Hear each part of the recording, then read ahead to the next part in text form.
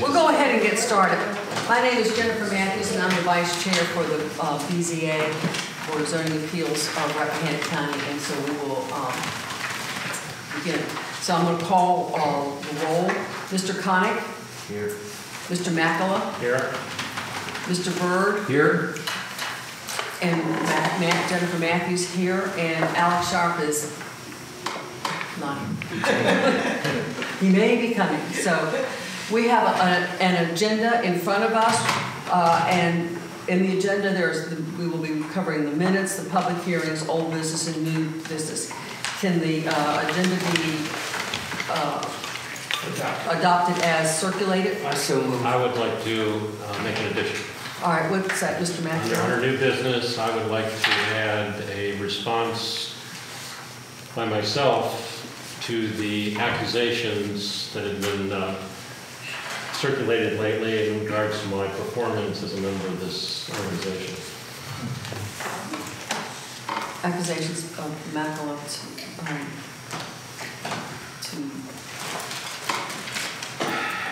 as BZA member. Okay. Any other additions? Well, I guess my question is with respect to what? With respect to the information that was written in regards to the sign incident or sign situation in Amerstown. Okay. Not having to do with specifics of the incident, but the information that was printed in regards to the reporting. Can we adopt the agenda as amended? I move we do. Second. All in favor say aye. Aye. I'm going to abstain because of the addition.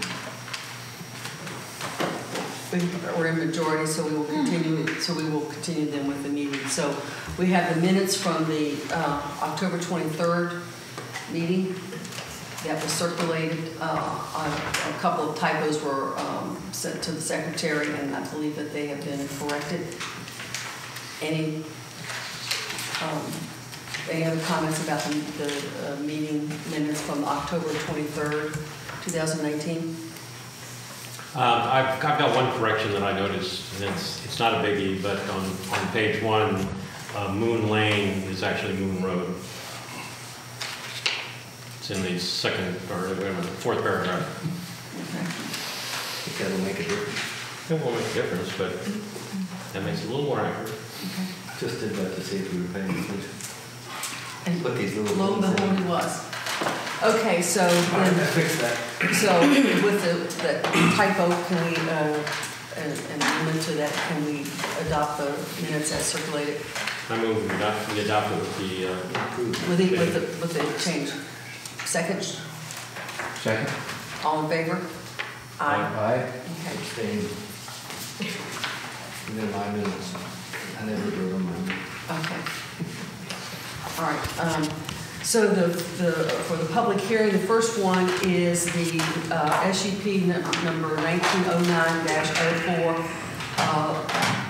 The 349 LLC owner was Sarah Loveland as the applicant for a tourist home. Is anyone? Are you Sarah? Yeah. Oh, we have a chair up here. Please come forward. This is we do things differently here. Thank you. So this is the hot seat. It's a hot seat. These are hot wires. All right. And we've got hot mics. They're not working right now. Where are the monkeys? I've been watching impeachment hearings all day, so I'm ready to bring in the hardball stuff. Okay. Would you, before you sit down, stand back up. Please, do you swear to tell the whole truth and nothing but the truth so help you God? I do. Okay. Now, please tell us your name and the purpose of your intent for this application.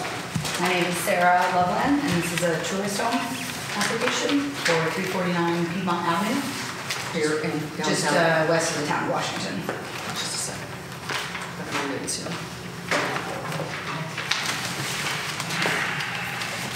Okay.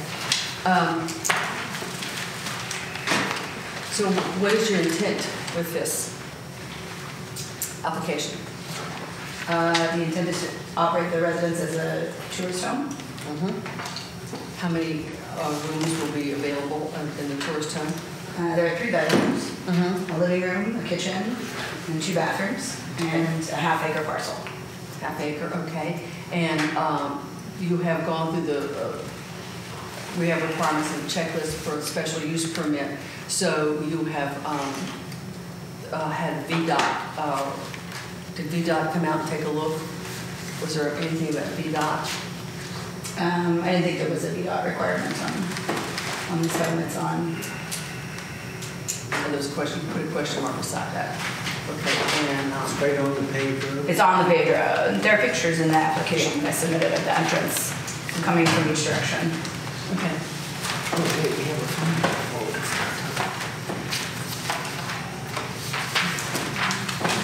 So, open it to the board members to ask any questions. There's pictures up here, y'all. Yeah, okay. You're not in there? Back on the back front. Look at that, here. And then there's a plat, and then it should be some pictures.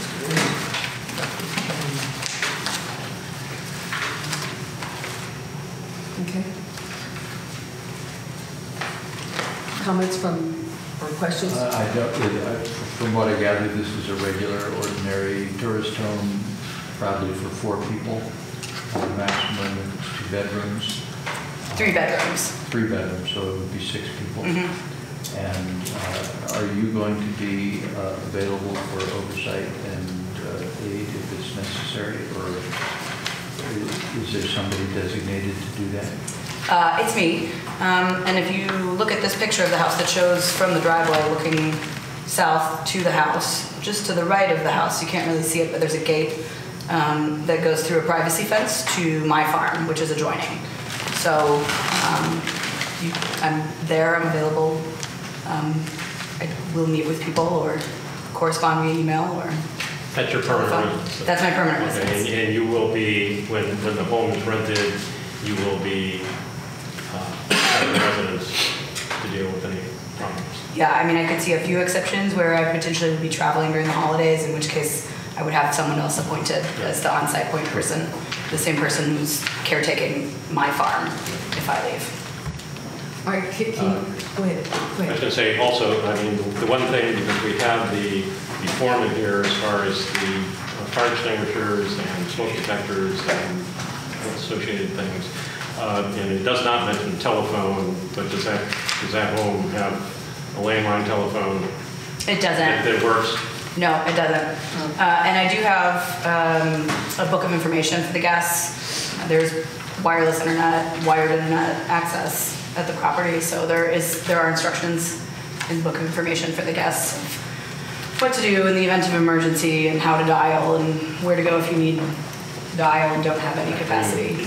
Exactly how does that work in that if it's, you know, I understand that you can do, as it goes through the computer system or, and will there be directions in those instructions? Because I'm a former career firefighter, and I understand in emergency situations people are panicked and they, you know, that's not the time to pick up the directions. Right. In many situations, we ask for a landline because that's a phone, you pick it up, you dial it, people know what to do.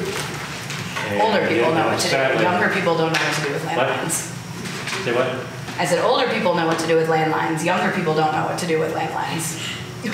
But one of the things Are you on? I'm thinking of life, that's such spotty. life safety, in that if nothing else, in your emergency information sheet, explain, there's an explanation as to how to contact emergency services through the computer, which I'm assuming is Comcast out there.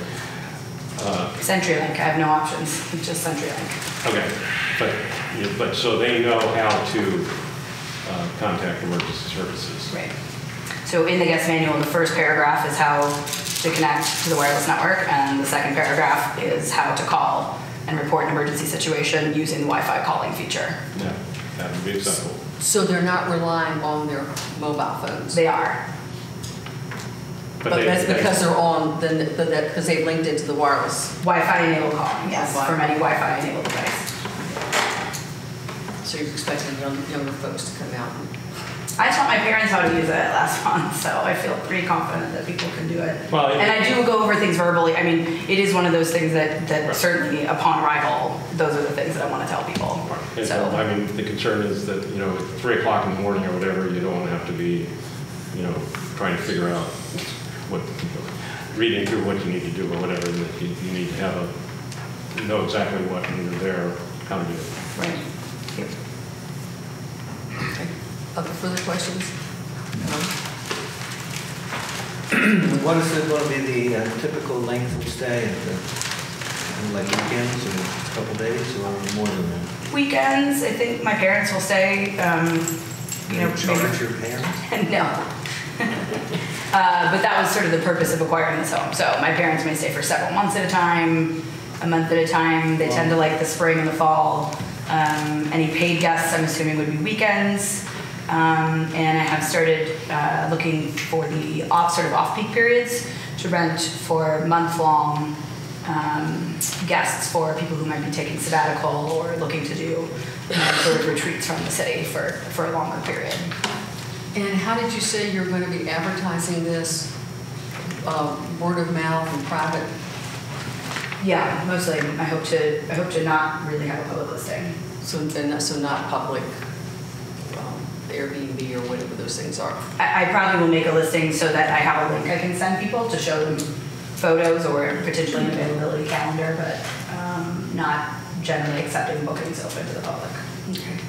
So you're not necessarily looking for the short-term Airbnb type rental. You're looking more for, because of the family situation, just when it's vacant, longer term. Right? Well, so family situation, that's interesting. That's sort of a twofold thing. One is I want it available for my family and friends when I want it. And two is that, as I mentioned in the application, I intend to offer this for other people for paid rental with children and with dogs. And there are not very many rental listings of this type in the county. And so I think the preliminary interest I've had so far is friends of friends, people who live here and want to have their families come visit and stay for more extended time, or bring kids or bring dogs, or things like that. So because there are so few listings, I don't anticipate having difficulty finding people to rent it. Any other questions? Yes, I'm not sure if you answered my question. Other than the family people, what percentage of it is going to be weekends and what percentage of it is going to be longer term? Okay, so if I were just going to put a room night occupancy on it, I would say probably 35 to 40% would be the absolute max that's occupied. No, I mean, what percent is going to be a couple of days versus a longer period? I'm not sure I can speculate on that.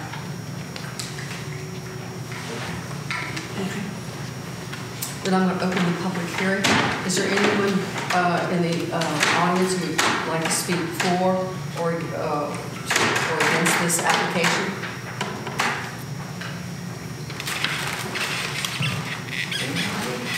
Okay.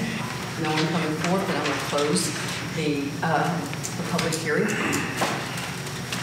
And we will move to making our decision. Comments from the board members?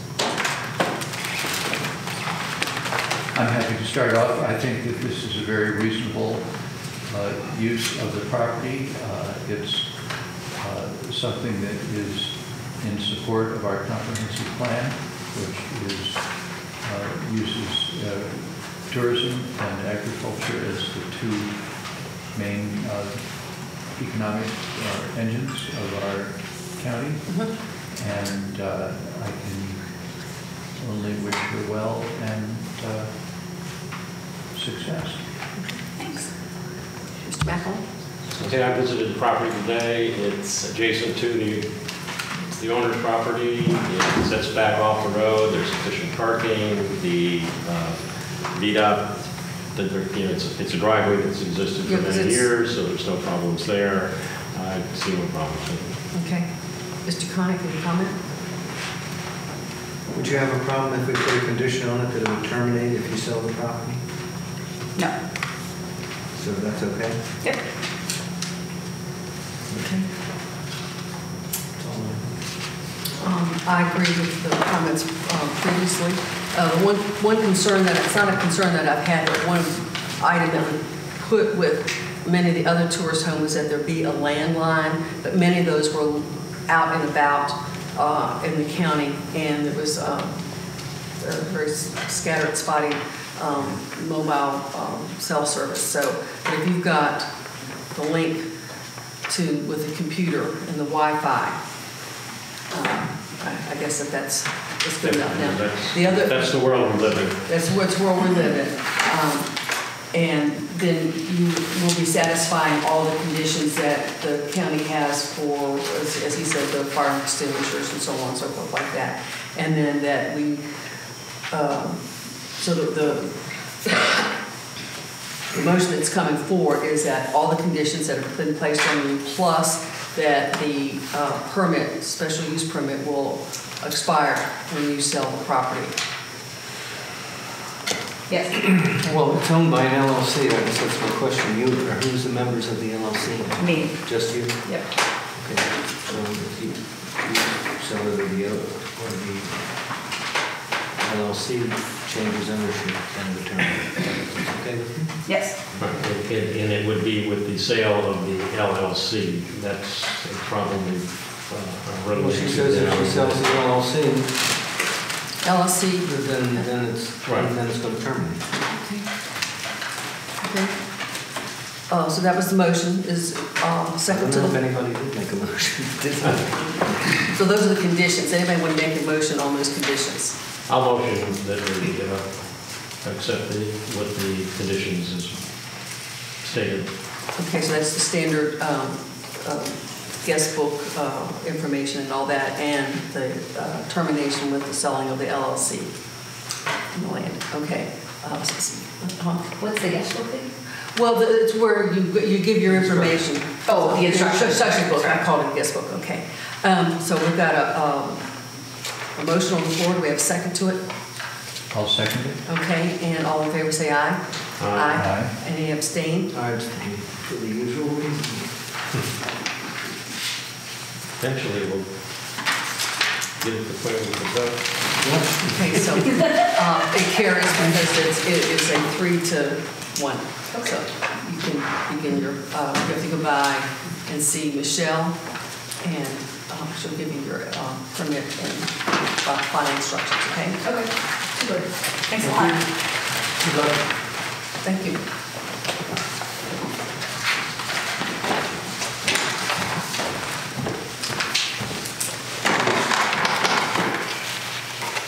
The next item is special use permit 1910-01. Sign this.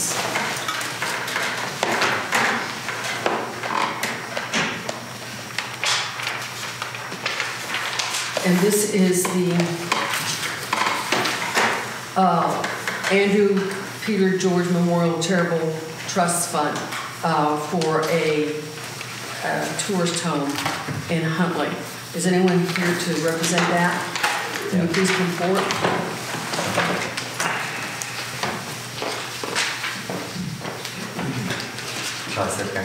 You will after we promise to tell the whole truth and the truth help God. Okay. Now you may be seated and tell us your name and your intention. I'm Max Schmitz, and I intend to apply for a tourist home in Huntley, Virginia. Okay. And Are you the owner? No, the charitable trust is the owner. I'm just representing. okay. What? I'm just a representative. By virtue of what? Are you the trustee? No, my dad's also here. He's the owner or an owner. So is he one of the Andrew Peter George folks? Yes. Is he in fact Andrew Peters here? He's not Andrew Peterson, he's John Schmitz. Did you say Josh or John? John, they always say.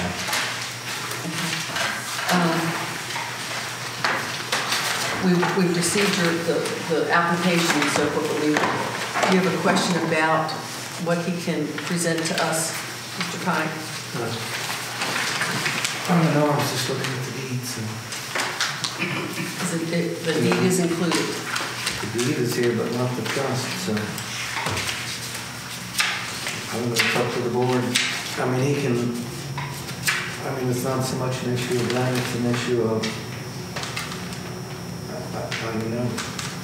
if he can appear in a representative capacity for a trust, for your beneficiary of the trust.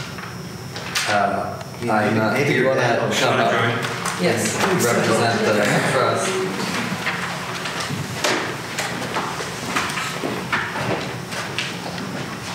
Careful. Do careful to the wires.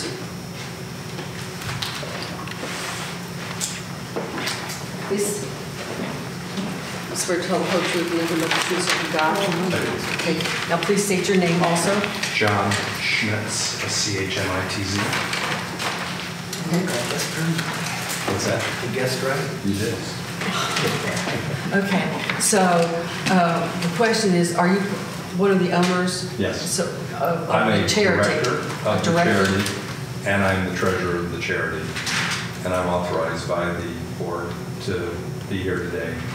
And we've authorized Max as our representative to be here today, but we're both authorized, each of us separately. Well, I mean, normally we have a power of attorney or something like that if he's an officer. Well, he's an employee. You are. That's fine. Okay. What'd you say you are, the treasurer? Treasurer. Treasurer and director. That's fine. Okay, so we know that you want to have a tourist home, so give us a little more background about that and how you want to manage this. So we want to set up like advertise on Airbnb or Verbo or some online platform to get some people to stay out there, have the ability to, have some tourism. We have horses on the property, chickens on the property. We want to have sort of a farm stay atmosphere for people to get away from the city. Okay. And part of this is, of course, I understand you just had a septic repair a year ago. Yeah. And so how many rooms are you allowed to, and what's the conditions that you understand about being able to operate this? I understand that we did everything that the health department asked us to do about the septic system for the size of the building. It's a 2-bedroom building. I don't know much about septic systems, but You ought to. But They're sacred. Be a steward to a septic system in the country. Men are satisfied with the replacement of the septic system. Okay. And so what other condition did she put on, and recommendation did she put on that? She actually said that a tourist home would be better for the septic system than a 2-bedroom home because we'll get less use. And what about food service? We're not going to have any food service. So you got to remember that. Okay. So I open it to the board members to ask questions. It seems a very straightforward and easy situation. I don't think there are any questions that I see that need to be asked. Now, explain the septic system, and then I was looking at several things today or whatever. And is that the one where you replace the septic tank and the distribution box, the septic field? They replaced Michelle, can you go to the back? the distribution box and the tank. And all in that, that was approved and Yeah. inspected by the health department. Yeah. So septic system's fine. Yeah. Okay. There's a letter in the file from Mitch. It's one distribution box, 8 outlets. What's the maximum number of guests you're gonna have? I would say certainly less than 6. It's 2 bedrooms, you say? 2 bedrooms. But if there's children, I don't see why it would be an issue to have 6 people.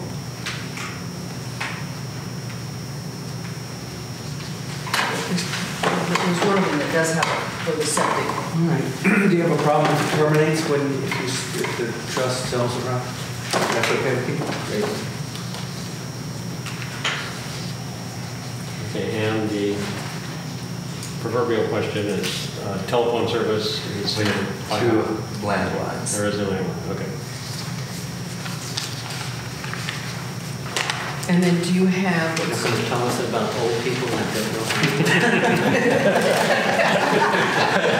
It was fair, it's a fair thing. I know you weren't talking to me. are you establishing a book that's called the Life Safety Guest Book so that it explains who to call, when to call?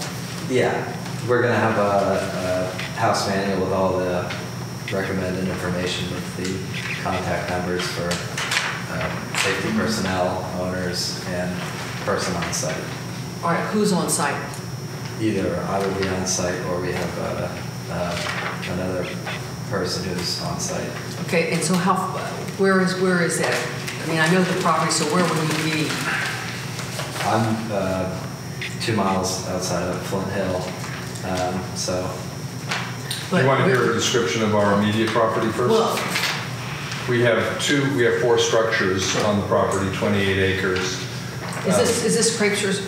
This is Craig's old, it was the Second old. half of the property that was the farming work. And this is what Shelley bought. This is a small house that sits right. Yeah, It's a small. Come around the corner. Shelley had leased it on a long-term basis to Theo Smith. And then there's the other, what we call the upper house, which is closer to the barn and the carriage house. And that's available for us to use, including Max to stay overnight there.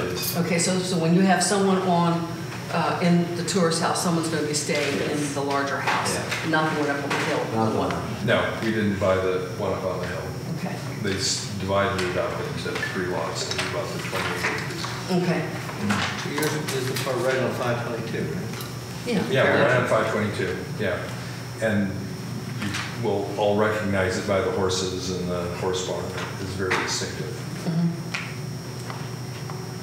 Okay. How was that the auction? You were at the auction. I represented the note holder Oh, okay. of the prior owner. Shelley? Yeah. Whatever. She owns it. Okay. So, any other questions from the board? What's going to be the length of stay? Weekends? That's up to the guests. I don't have any information. It's in the future, so. We noticed the minutes from the last meeting. We didn't attend the last meeting, but we noticed the minutes reflect that a tourist home normally has 7 days or longer, as opposed to an Airbnb, which would be weekend stays. And I think we would take note of that, and we would actually now, as a result of knowing that, we would make sure that we would emphasize longer stays, which I think we might have wanted anyway, even without knowing the direction, from the county. But as Max said, it's going to be a farm environment, and we also have a lot of immediate relatives and sort of extended family relatives that will want to come out and have extended stays there. Okay. That's, I think, what we could add to what Max said, which is basically we haven't, sort of planned that out or written it down, as Max just said. Okay. Because tourist home is not, our code is not real clear about that. 'Cause when you read the state, it says one It thing. should have, or normally, something usually. Yeah. Okay. Any other questions? Are you willing to put a stipulation on it that it will be more than 7 days or more? Well, I don't want to say that it will in every case, because I think that it's probably, we certainly would be happy to say that we'll favor longer stays, and even that we have reason to believe that we will get a substantial amount of longer stays. Okay. Okay. All right, I'm going to open the public hearing. Is anyone in the gallery, in the audience, wanting to speak to this application? Do we get any letters, Michelle?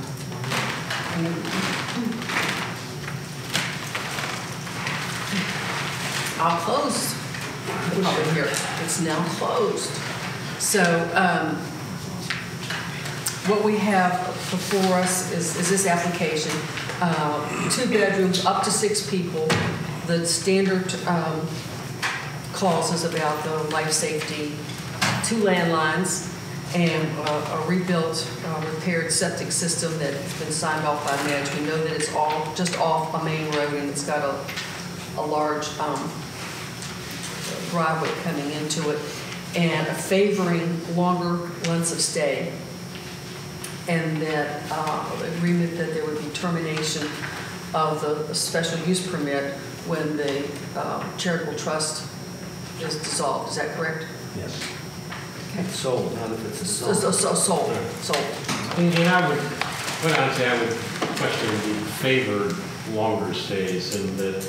I don't think we should make that a condition. You know, That's by being a tourist home, that is stated what the requirement is. And okay. So I'll strike that. So would anyone like to make a motion for this application with these stipulations? Sure, district, you go. All right, then I'll move that what I said about the 2 bedroom, 6. Oh, and no food preparation. No food preparation. You have to go to the Inland Washington. So I so moved. Second. All in favor, say aye. Aye. Any abstain? Nope.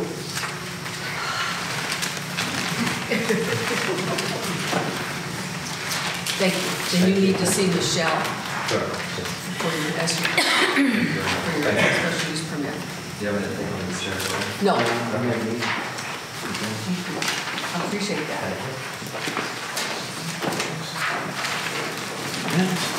The next, there are 2 applications from the same applicant. And for the board, can we I would say we would take them can we take them at the same time?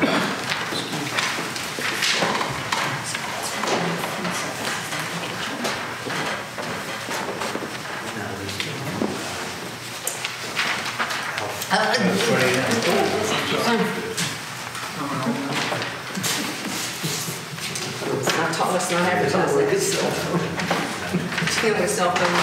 Okay. This is for SUP 1902, 0902 and 191002. And so, swear to tell the whole truth and the truth, so help God. Okay, please be seated and state your names. Cliff Miller. We've got 2 over here that are dressed. Okay, so for the Millers here, please tell us what your plans are. Plans are to build 2 tourist homes on a piece of land that is owned by other properties and operated by Mount Pleasant Farm LLC. All right, so you're an LLC. They both are LLCs. Okay. And our application is outlined where the homes will be built, how they'll be accessed. Michelle, can you bring up the plat where the homes are, and then the one where the concept sketch is? Yeah, I got in there about upside down. Yeah.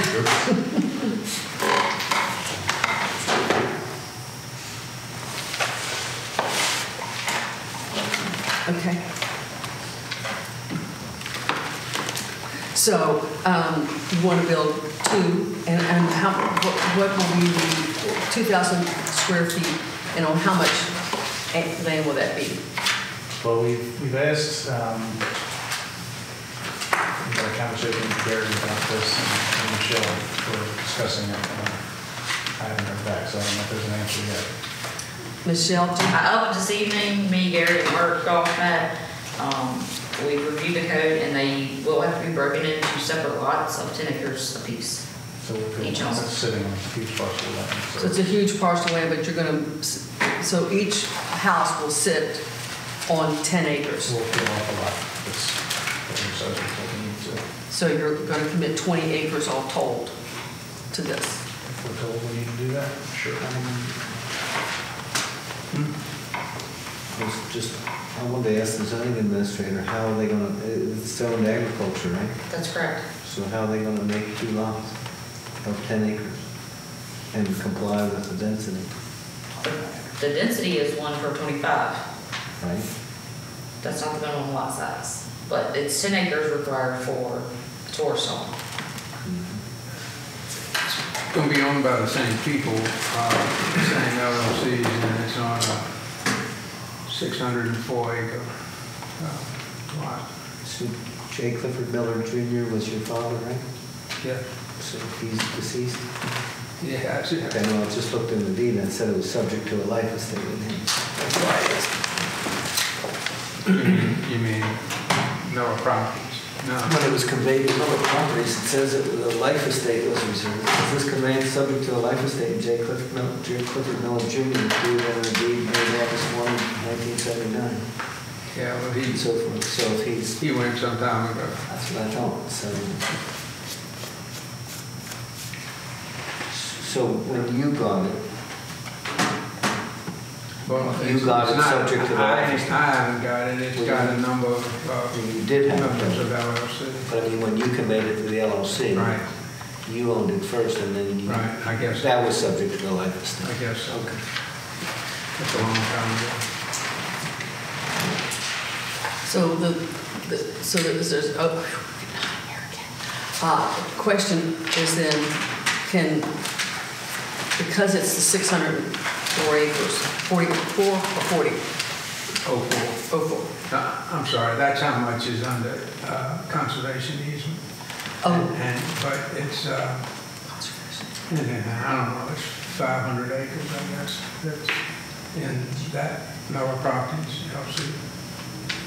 Okay.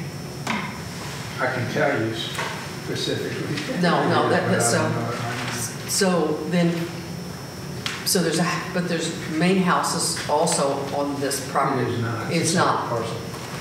It's a separate parcel. Right. If you're talking about the end, it's a separate parcel. It's a separate parcel, and the barn's a separate parcel. Separate part, they are, the bonds are in J. Clifford Miller III, revocable trust. I'm J. Clifford Miller Okay.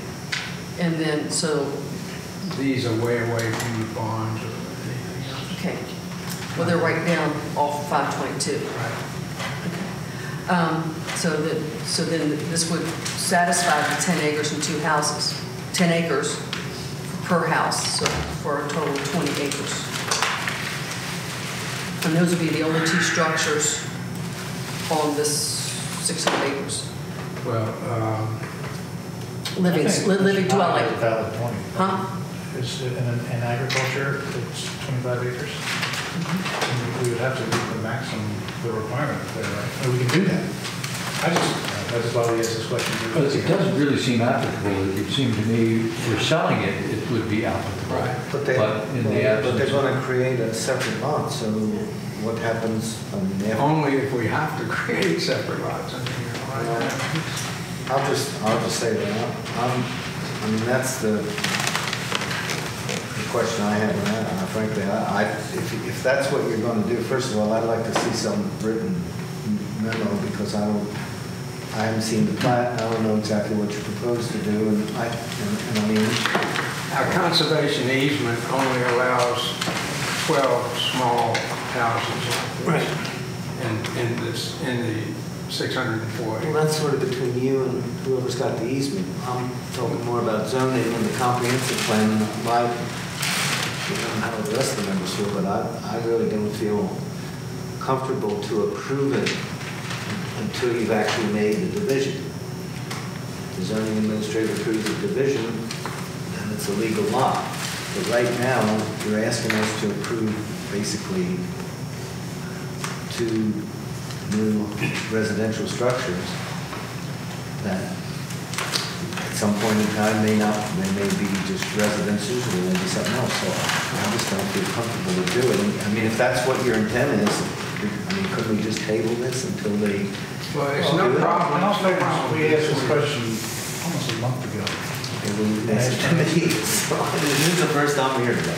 Yeah, I mean, I Michelle, saw it at the planning commission, and that was another question that I had, and I really didn't understand what exactly the proposal was with regard to that, so. can you speak a little bit more to the rationale and the basis of moving it to 10 acres and with the consideration that a lot of times it's supposed to be on 25 since it's actually. 25 acres is the density permit, not the minimum lot size in Rappahannock County. As a dwelling unit, it would require each unit to have its own separate lot. Again, 25 acres being the density requirement. Now, as a requirement of a tourist home in 170-66K in agricultural conservation, there's a minimum of 10 acres to be able to apply for a special use permit. So if it's a completely vacant tract with no other homes on it, it can be then divided into 2 lots. You know, if there's already a home, there's still ample density left to create 2 10-acre lots.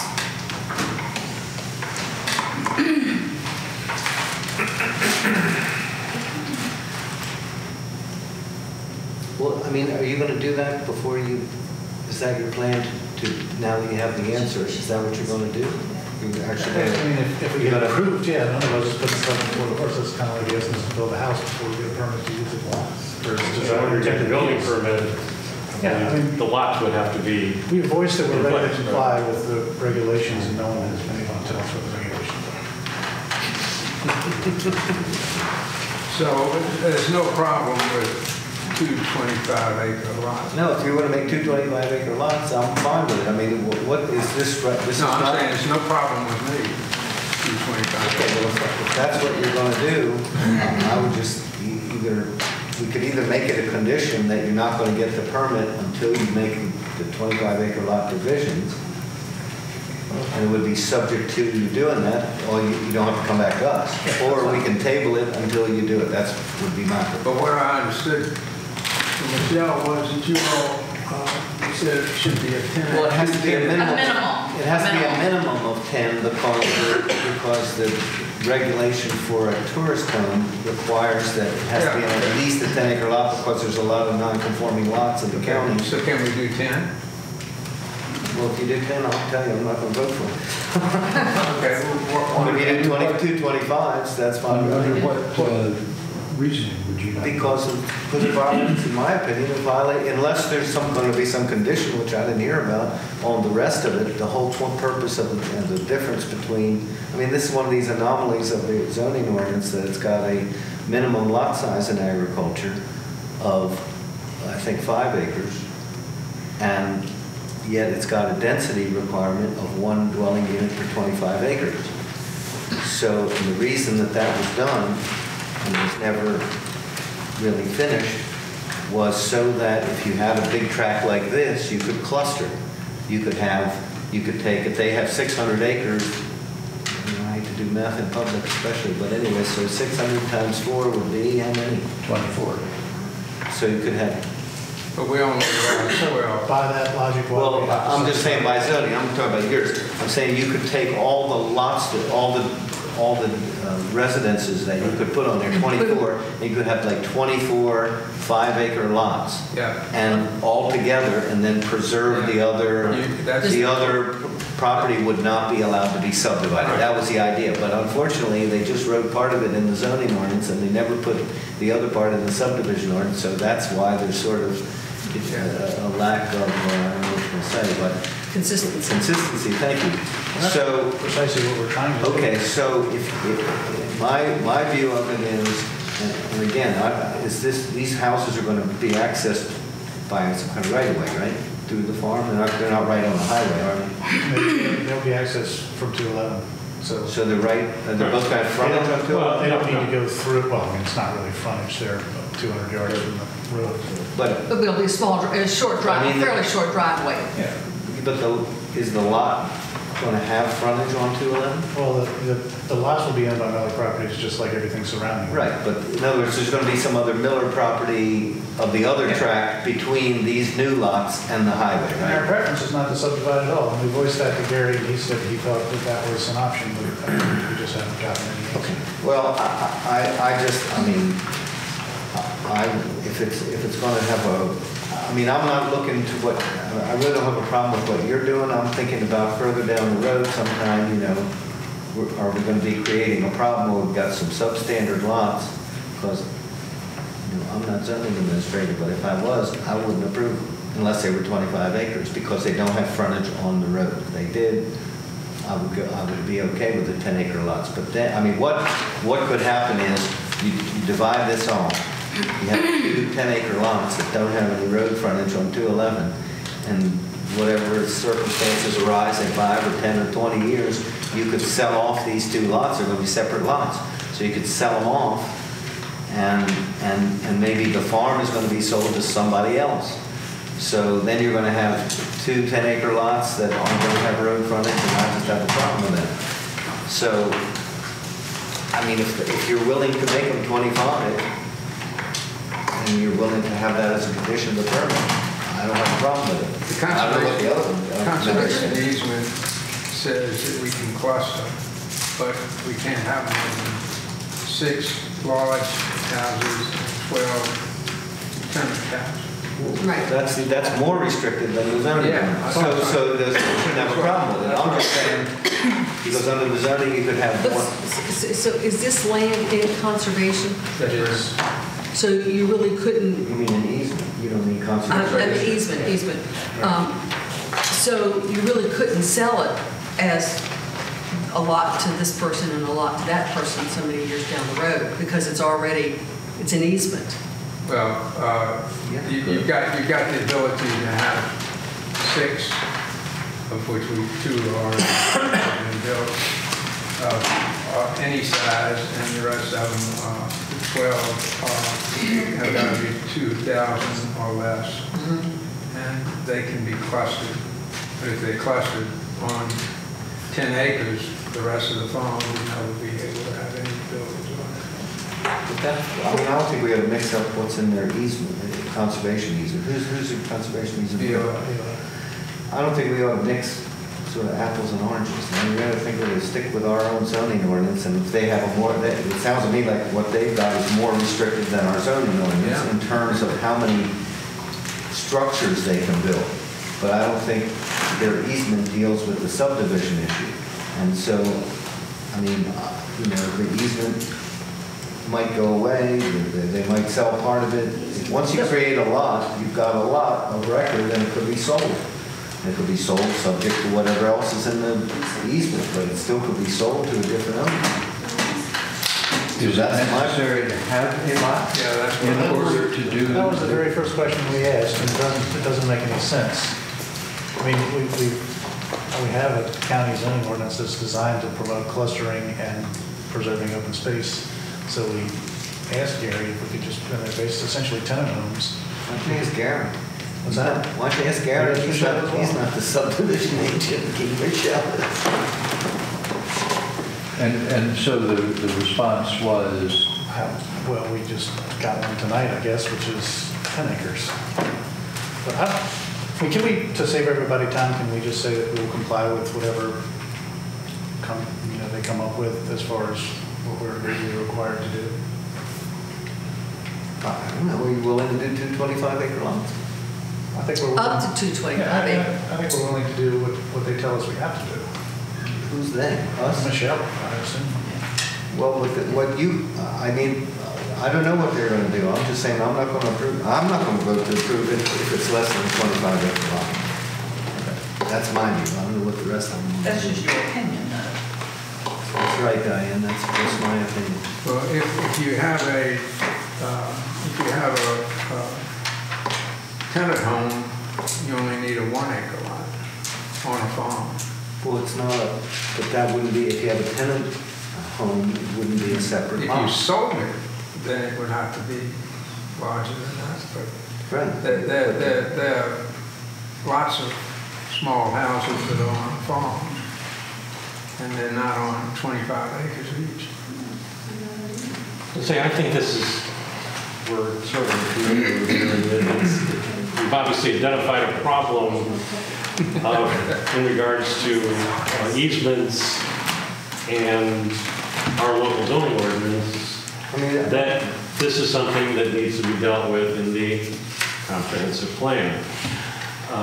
And I don't know at this point, I mean, I don't think anybody at this table is opposed to what you're proposing, and it comes down to some, specifics which we have to work within the zoning that we are using right now.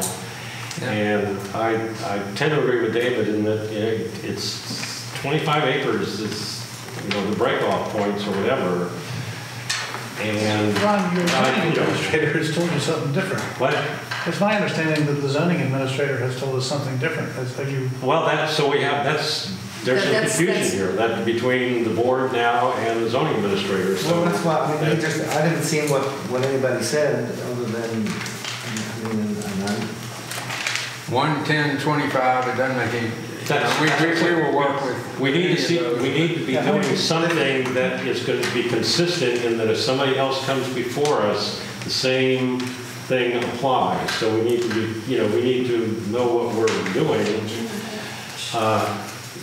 going down the road. This is going to affect other. Just like next month, somebody else would come in and say, well, you gave them X instead, so we were asking for the same, and it may not really be it may not work. I mean, I'll just tell you that I mean, when this came to the planning commission, I heard some comments and there were some questions by some of the planning commissioners about how could you get a special use permit for something you haven't even built yet for a tourist home, which I absolutely don't agree with. You get a special use permit for all kinds of uses. Right. And then you go build it. What if you want to build a motel? Not you, but I mean, what if somebody wanted to build a motel? You don't build it. They don't build it first and then, well, maybe in Rappahannock they do, but you don't build the motel and spend $10 million on the motel and then come apply for a special use permit. You first come and get the special use permit. It's the way it's supposed to work. And so I don't have any problem or issue about it's not built yet. That's not an issue for me. What's an issue for me is you're going to create some lots. And I'll tell you this, if you came in and just applied and said, we're not going to make any lots, we're just going to build a residential unit and use it for a tourist home, I wouldn't have a problem with that either. Yeah. But what's bothering me is you are going to make lots.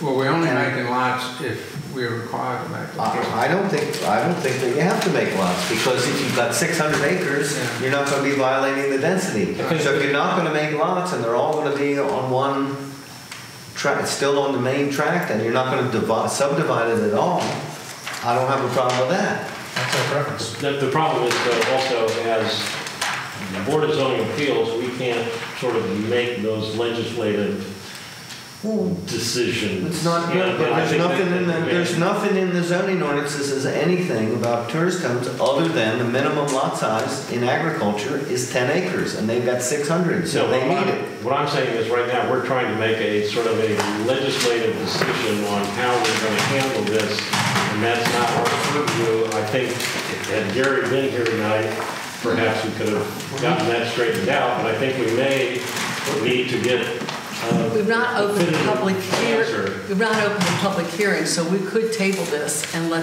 that get sorted. I would think with the confusion that we're in, like I said, I'm not opposed to it. I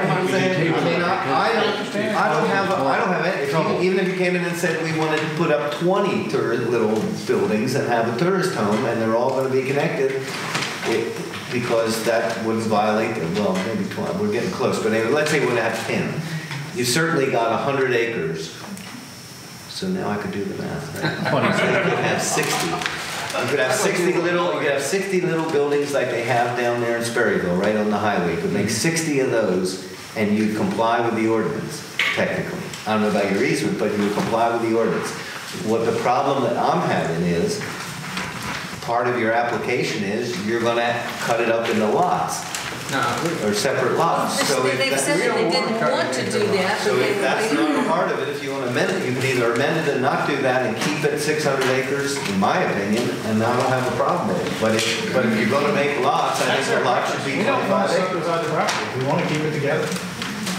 And we voiced that from the beginning, that was our But- strong preference.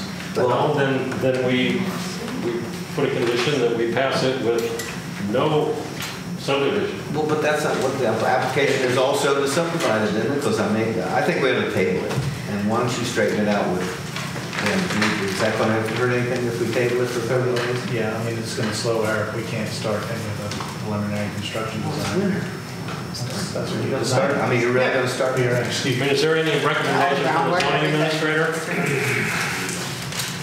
It would seem to me it would behoove you to work this problem out. And the problem that, as I see it, is that the lot LOT idea is it involves some kind of separation from the rest of the property. And the only situation that seems important with that, given the zoning ordinance, is that each tourist home have a certain amount of land around it, or as part of the entirety of 10 acres or more. You don't seem to plan to subdivide it and sell it, which is the only time a lot would actually have any real use, and in that case, it would have to be 25 acres. right. So it would seem in this, you've got a choice either to not subdivide at all and use the 600 acres as the body As the tract. The tract Right. to Not subdivide at all. Well, if the council will allow us to amend it, I'd be happy to do that. Well, one of the the other other things is there's no site plan in the application. Well- Like there's a map of the whole thing, but there isn't like a site plan of exactly where you propose to put these. They're like, you don't have your plat, I don't even know you have a plat. And say there are other considerations also in the construction process, in the zoning process, there are setback requirements. But setback requirements from what in this situation? From the main lot line, I mean, But you have two structures. so what? The two structures are going to be relatively close together. Well, that's where I'm saying. But what- wait a where minute, is- Ron, we do that all the time, like with family apartments or family, whatever they're called. No, there is specified as 200 feet. It says it has to be within 200 feet, but if they could have it 10 feet, there's no setback. The only setback's from the main property line, so you are not too close to the neighbors, not to your own house. There's no internal setbacks. But what about, you have two separate living structures that people are living in, and are there setback requirements between those? That's what I'm saying. Not in the zoning law. There's only a setback from the main lot line, so if they're not going to... For a structure. What I Okay, think but if you have 10 structures, they all have to meet, it's really not a setback, it's a yard requirement, so Yardage. none of the minimum yard size is whatever it is. It's, I think in agriculture, it's 50 feet from the sides and rear, and it's 100 feet, right, Michelle? Thank you. From the road. Well, you're not on the road, so whatever is nearest the road, you gotta be 100 feet back from the lot line. But as far as if you want to build, for example, if you had 100 acres and you wanted to build 4 houses on it, you have to come and get a special use permit from the BZA to build more than 1 house on the tract. But there's no yard requirements as between the 4 houses. You could have the 4 houses 10 feet apart if that's what you want to do. If It's all on one lot. As long as all those 4 houses are 100 feet from the road So and they want to 50 feet have from the their side. lot as 600 acres and the 2 houses close to each other. I mean, You That can was do your that. concept in the beginning. You can do that, but you gotta give us a site plan. So I move to table this and let you sort that out, figure out what you wanna do and. So other than showing a map of where we're going to put that, I mean, we have it all flagged out. It's We put it Well, on you gotta that. make us a drawing with a. Well, I mean, You know, that's, we're talking about site plan, not a, It's about a quarter mile to the, Okay, well, I mean, take the plat. Do you have a plat of it? Has it been surveyed? I mean, take the survey plat or just take that section of it and draw on where the houses are gonna be and show how far they're gonna be from the lot line and bring it back. And I think it's we just fine. want to make sure we get this right. right. I'm just really, you see what my concern is about, that's when the red flag went up for me, when I heard you were gonna make two separate lots. Because to me, it struck me as what I'm afraid of the precedent is that we're gonna sort of be approving yet a new way to circumvent the subdivision ordinance, like there's not enough ways to circumvent it. I think it's better for the county and for us if. Okay, I agree. So if you're willing to do that, how about if, that's my motion, table it till, If we were to build a tenant house, you pay the higher amount for 1 acre. right, that's just a tax thing. Yeah, that's a tax thing, but that wouldn't be any other subdivision. That wouldn't be a subdivision, right? If you're not creating a new lot, it's not a subdivision, and all these concerns that basically I've been talking about go away. Okay, I see what you're saying there. Well, we were certainly, I mean, how far apart are they gonna be? They're not gonna be 10 feet apart. They're gonna be- Maybe 100 feet apart, maybe 150 feet apart. I'd have to place it off, but. but they sit in a fantastic place. And they'll be the only two that'll be anywhere near there. We wouldn't put another one in. Okay, well, So the motion, there's a motion to table this. Subject to a site plan. So site plan, and you're all sorting through how you're going to do this, which I think I understand what you want to do. That was my assumption when I received this. or if you're gonna subdivide it and make 2 25-acre lots, then show us that. Yeah. Show us your preliminary plan. But if you don't wanna do that, and you're just gonna keep it all in the 600 acres, then just show us the site plan. Okay, I would say an approved site plan in that you do your site plan, Michelle looks at it, she goes, that's fine, and that's all right. I mean, there's a section in the code about, what is it, Michelle? 120, I forget. There's a whole chapter on site plans that tells you what you have to do. But normally site plan approval comes from the administrator. No, the planning commission. But So will they? most places it comes from the administration. No, you don't have to go back. That'll just give you an idea of what you've got to have on. You gotta have a scale drawing. I mean, something that, if you have a plat already. It's a simple thing to do. It's in, and then the elevation, and you've shown us a bit of the elevation, but you have to show us the elevation on how it's going to sit, and you know, if there's any big topography involved, something like that. I don't know that it's pretty flat there, isn't it? We're on a hill, but it's So it's a little- flat on top of the hill. Plateau, as it were. All right, so did we get a second yet? So we've got a motion that, subject to approved site plan, to table this. Second to this? But Okay. All in favor, say aye. Aye. Opposed? So just for clarification, I don't need to ask anyone about not subdividing. If you're not gonna subdivide it, I don't. Hope we all agree next time. If I'm still here.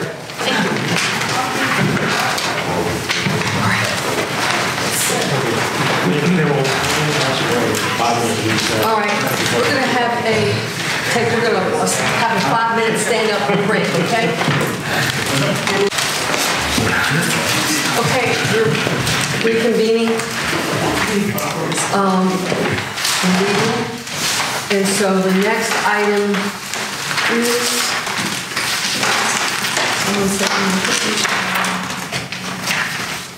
is the Henderson revocation hearing. Harmony Manor. Harmony Manor, excuse me. Thank you. TM number 28-552. Who is here to represent the Harmony Manor? Hi, I'm Sarah Mernon from Walsh Colucci. Okay, would you please come forward? Oh, are you supposed to swear in the, Right. right. Raise your right hand. You swear to transcribe these accurately and so forth to the best of your ability? I do. Everything else you record requires. So, please state your name and, My name is Sarah Mernin, M-E-R-N-I-N, and I work at Walsh Colucci, Lugoli and Walsh.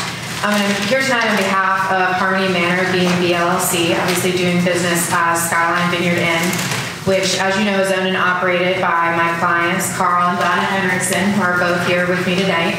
I hope you received a copy of a letter from our office as well as an affidavit from our client. And we're here today because the board put this matter back on the docket for essentially a revocation of a revocation. And based on our observation of the video of the meeting where it was determined to be put back on the docket, it was based on a recent wedding that took place at Harmony Manor.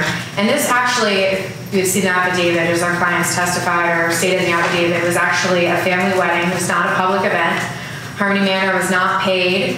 This is certainly not any for-profit event that would have been under a stipulation of the SUP.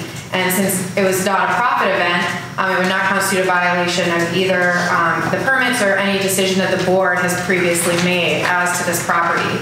Our view is also that because this decision that the court made, the initial revocation decision was made and it's been appealed, this actually is a decision that the BZA has made, excuse me, the board. I thought you said the court. No, it's a board. That the board has made and actually has been appealed. That was the final decision of this board that has been appealed to the circuit court. So at this point, the revocation of those special use permits is out of the jurisdiction of the BZA and is actually rested with the circuit court. And we've already made our arguments here about, why the BZA should not revoke the special use permits. Again, those are things that you had all heard and you had all listened to, and you all made your final decision about that and made a decision regarding the revocation. The BZA is obligated to follow its local zoning ordinance and also, as you know, state law. And the Rappahannock zoning ordinance says that all decisions of the BZA are actually final decisions. These final decisions are things that are allowed to be appealed to the circuit court, again, which we did based on the revocation hearing that took place earlier having to do with these two special use permits. So as I previously stated, in this case, the board has obviously rendered a final decision. They made a decision regarding the revocation. That decision was appealed to the circuit court. And at this point in time, the revocation issue is outside of the jurisdiction of the board. And as also previously stated, the wedding that took place was also a family wedding, which would in no way be a violation of the special use permits. thank you very much. Appreciate that. So, Let's open the public hearing. do we have any comments or questions? Well, let's open the public hearing.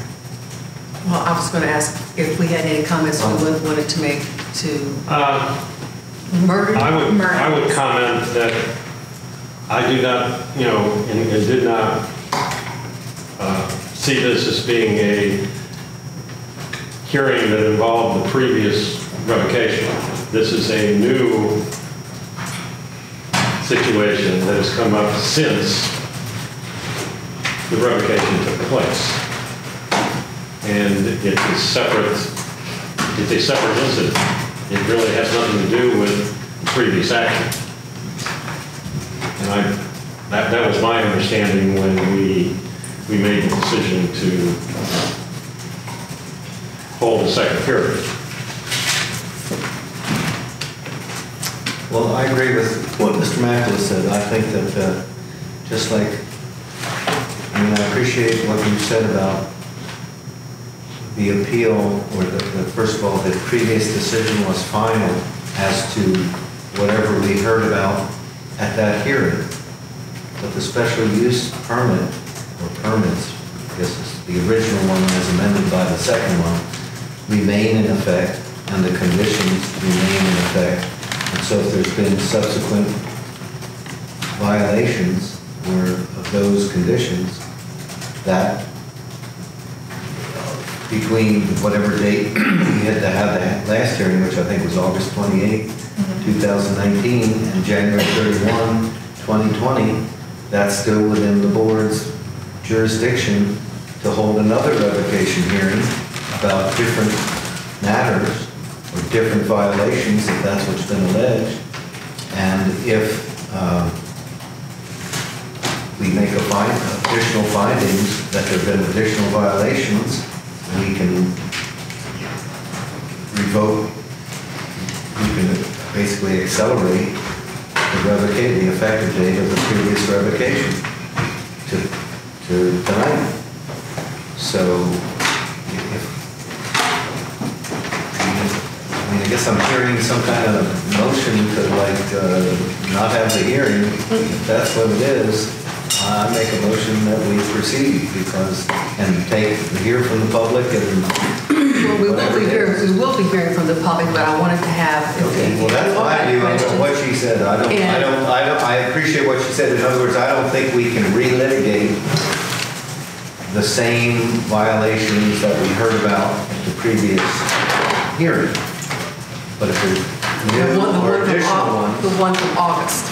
Right, anything that happened, in other words, anything that happened up to August 28th, I agree, is not within our purview at this point. That's out of our jurisdiction. But anything that happens starting on August 29th to today remains within our purview because the special use permits are still in effect, subject to the same conditions that were in effect previously.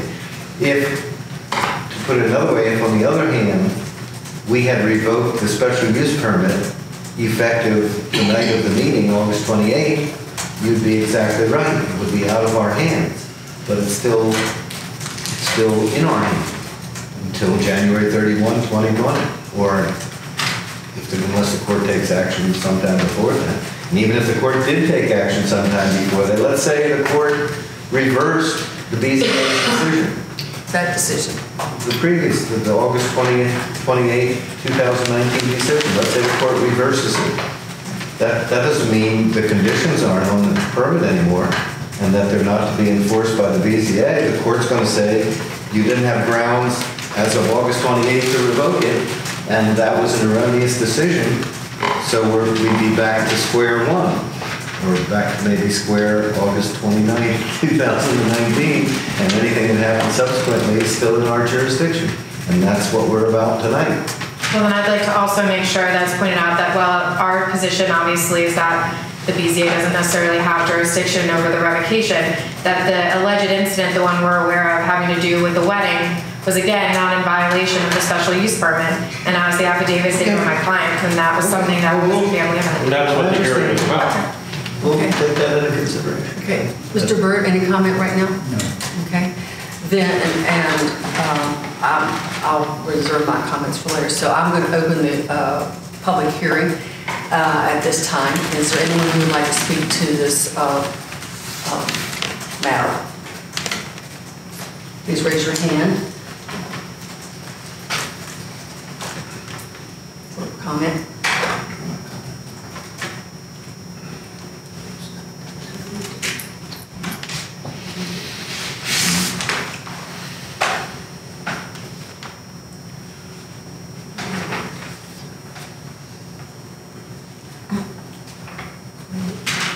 Okay, please stand. State your name very clearly, and if it's an unusual name, please spell it for everybody. B-A-R-S-K-Y, Hampton District. I live with my husband, live on 149 Clark Lane, just above Common Manor, AKA Skyline Vineyard Inn. When we purchased the house in 2014, we were well aware of the 3-bedroom B&B right below us. And we thought that was, oh, what a nice thing. If we had more house guests than a little house can hold, we can put them right there. I thought that was really a nice thing. But after the ownership changed in 2017, we noticed the increase in traffic on a little 30-foot right-of-way. The actual pavement is between 9 and 10 feet. It's very difficult to pass the car with the oncoming traffic. And even after the revocation in August, this year. The Harmony Manor kept us doing the wine tasting classes and all those things, not just a wedding. And that's the increased traffic, cause of the increased traffic, and that's what we are against. I know the Henriksons are good business people, they're very creative, and the good businesses are really needed in Rappahannock. But not on that little 30-foot right of way in narrow Clark Lane, because we are endangered by the people who are coming up. And that still continues to now, to this day. And now they have cleared some of the field, maybe for more vineyards or hay. And so the larger farm equipment is coming up and down the Clark Lane. The Clark Lane just cannot handle all this traffic. BDOT's newest letter also says that the entrance of the Clark Lane from the highway does not qualify for farm winery. And the activities they're doing is farm winery activities. So, thank you very much. Yes, sir. Yoko? Ms. Barsky, how often are the wine tastings that you've observed since, only just in the period since August 29? Every weekend. Up to a couple weeks ago, there are signs at the gate, wine tasting signs. And last couple weekends, no signs. But Well, I people saw come one this up. past weekend, my own self, right by the Quickie Mart. I was still there on Monday morning when I came back from Washington. But the people, when there's no sign, people come up to our house to turn around. So at least there are at least 2 cars this last weekend. There are no signs, but at least 2 cars came up to our house to turn around. And they said that they were looking for winery for tasting. Okay, thank you. Is there anyone else who'd like to speak to the application? Revocation. Excuse me, revocation, thank you. Any other comments? I'll speak. My name is Jock Nash, J-O-C-K, N-A-S-H. We've got, I only want to speak to since the revocation. And at that time, as you know, there were wine tastings and wine mixing classes and Porsche rallies or car rallies and all kinds of different things happening that increased the traffic on a road that is partnership. As far as I know, they are sticking to their word that they don't rent out more than 3 bedrooms. I'll take them at their word on that. But their SUPs don't allow for wine tastings. They don't allow for all these events. The wedding, that looked like a beautiful affair. We couldn't even hear it from our house. We're way above them, but we are aware of the traffic. And so, I don't know, you guys can work out whether LLCs can still operate as a family thing, or whether that's an event that was prohibited under the earlier SUPs. Under their earlier SUPs, in the minutes that we've been able to find, there were assurances by the courts that they weren't going to be turning it into anything but a 2-bedroom. Then later they asked for a 5-bedroom. They said, well, we'll give you 3, but you can't get the 5th or the 4th and 5th unless you do the turnouts. They didn't do the turnouts in the allotted time. And I guess the Hendricksons didn't know that means it's still a 3-bedroom. And they went for a long, long time renting out all 5 bedrooms. It's a beautiful place. It was sold in distress for $600,000 at one point. And I think that Henderson bought it for 1.3 million. I said, how are you going to do that with 3 bedrooms? Well, they now somehow the county's going to work out whether agritourism and all these other activities that they're having are within Rappahannock County's jurisdiction or under only the jurisdiction of the alcohol beverage control people. I would like to know what the law is. I'm perfectly happy to live with what the law is, but what I don't like is when either the Board of Supervisors or the plan or the BCA go and say, stop doing something, and no one stops doing it. And I go, well, I wrote a letter to Michelle, and I said, Michelle, you know, they gave him a break that the whole revocation is not going to occur until January 31st, in time for them to try some other idea. They didn't even stop. They didn't even stop doing that. I have no personal grudge against 100%. My wife, Yoko, we agree. They've got a beautiful place. It's absolutely wonderful. But they sure didn't share with anybody that they were going to be having their wedding, their family wedding. I don't know how an LLC has a family wedding, but anyway, they had that, and they continued all the other activities, and for that reason, I think the revocation should be immediate, and then let them work it out with the planning commission and everybody else. Thank you. Any other comments?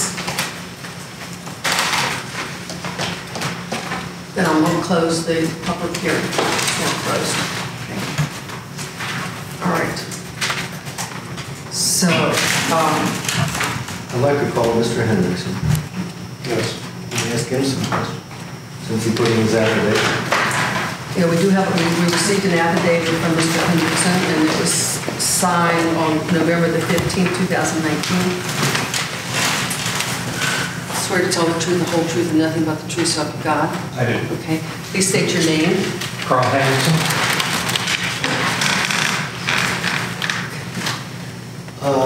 Good Good evening, Mr. Hendrickson.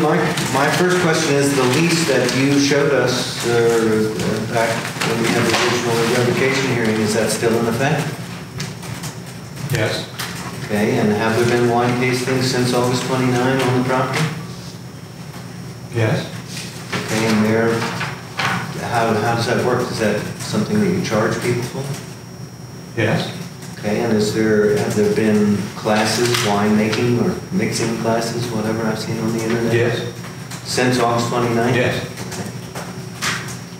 And I appreciate your testimony or your affidavit, so I guess you can just summarize what's in it, that the wedding that occurred on whatever date it was in October was not a for-profit event? Is that your... The wedding occurred on October 5th, and we received no fees. There was no profits taken on it. We charged nothing for that wedding.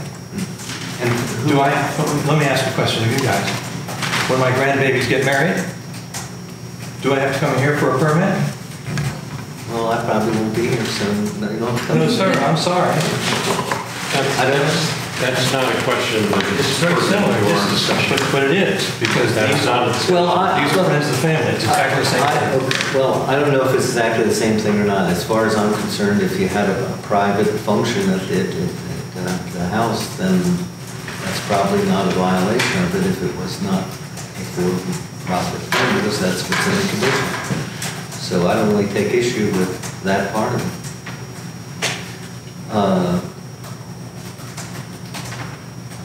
That's all the questions I have. I have a question.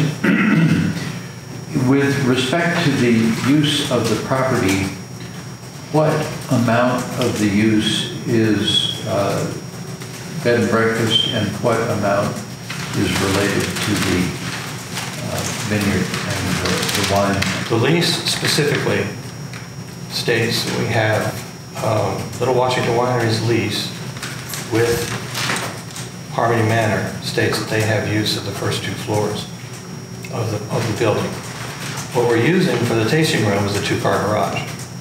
And the classroom is a 2-car garage in the basement. And so how many tastings have you had since August 29th? I have no idea.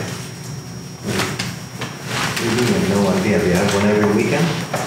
No, a tasting, somebody comes in and they ask to do a tasting, and then another couple comes in and they ask to do a tasting, and another couple comes in and they ask to do a tasting. So, so is it open how many days a week? Saturday and Sunday. Okay. So every weekend there have been tasting? Yes. People coming in? Yes. Since August 29th? Yes. And have you also put out signs on the road? Yes. Okay. Have you got a sign permit for the signs? No.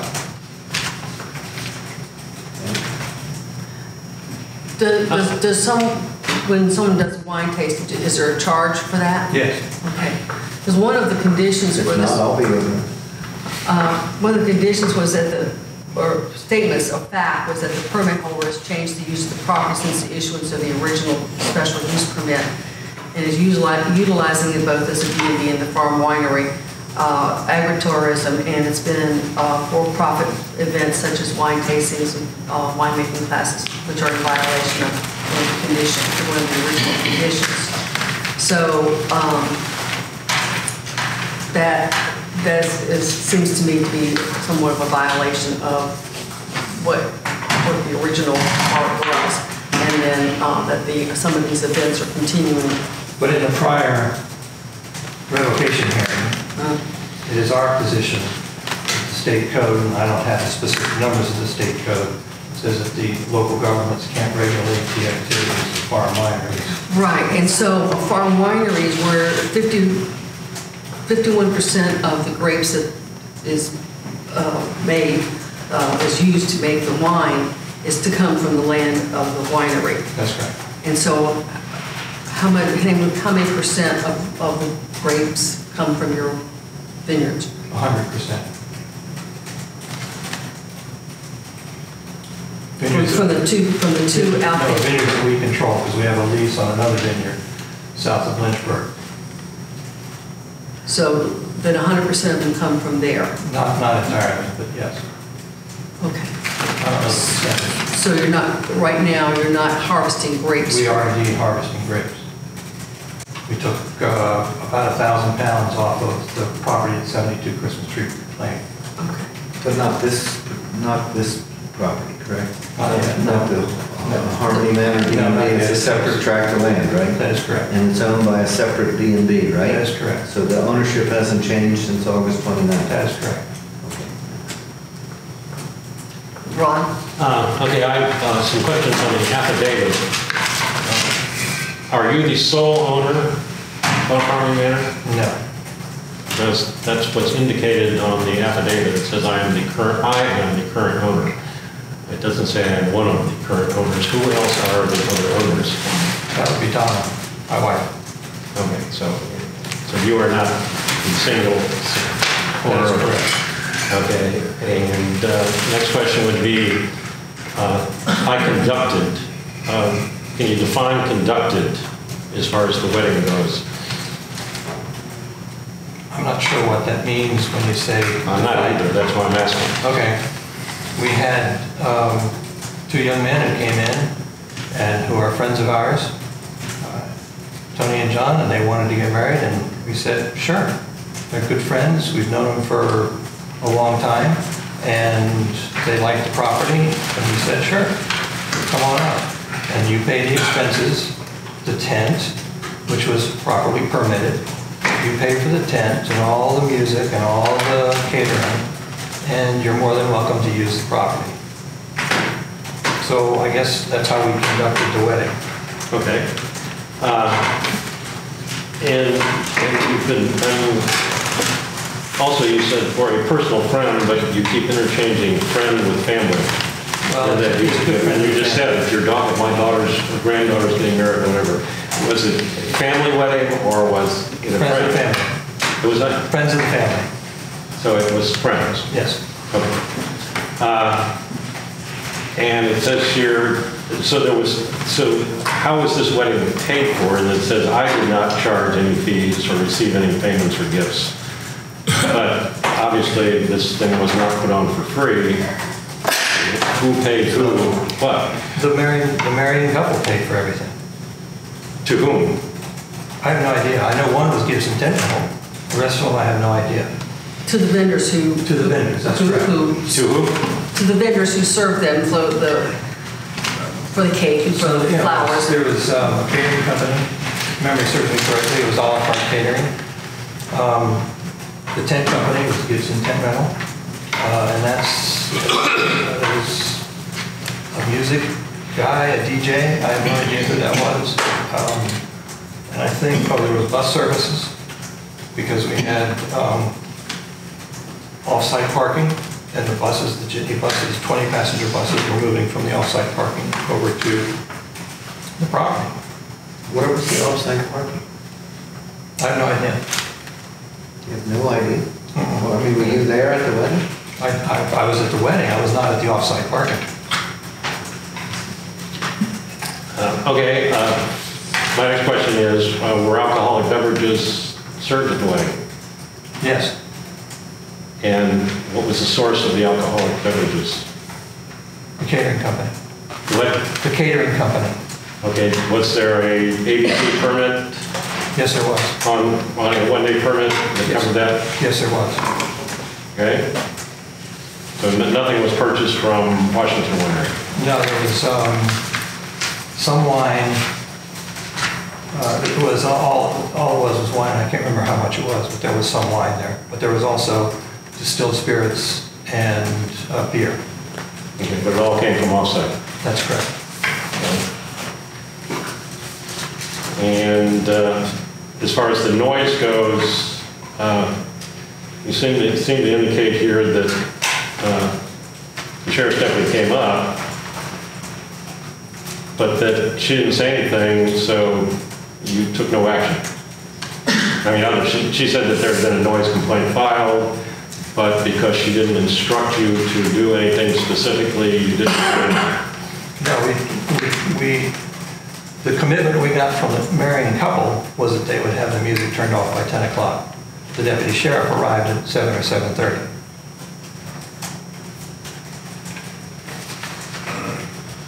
Okay? Did you reduce the volume of the music? Johnny took care of that. He was the best man. I don't know what they did. Okay, and then I'd like to just go to the minutes from the SUP hearing on 1/25/12. When? January 25th, 2012. Okay. This was when the permit was issued to the previous owners of the LLC. And it had to do with how the property was going to be used. And one of the questions was, I do have a question, do you plan to have weddings there or holding any conferences there? And this apparently was Mr. Ford that answered it, and I'm going to, this is on, for anybody who has the information, it's on page 5, but it says here, but we're talking about a B&B, not a wedding site, and not a conference site, and nothing else, because that takes us into a scale of infrastructure and all other headaches that we simply don't want to be a part of. It's a B&B. We have 3 rooms, 6 guests, a couple of nights a week.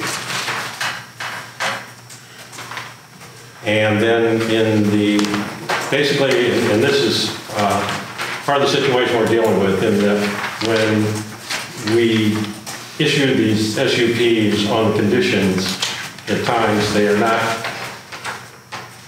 specific because it could be very lengthy as far as the specificity on it, but the agreement between the BZA and the LLC was that there would be no for-profit events, and that included the conversation which had to do with no weddings. And that was part of what you bought. When you bought. We haven't had a for-profit wedding. This said no weddings.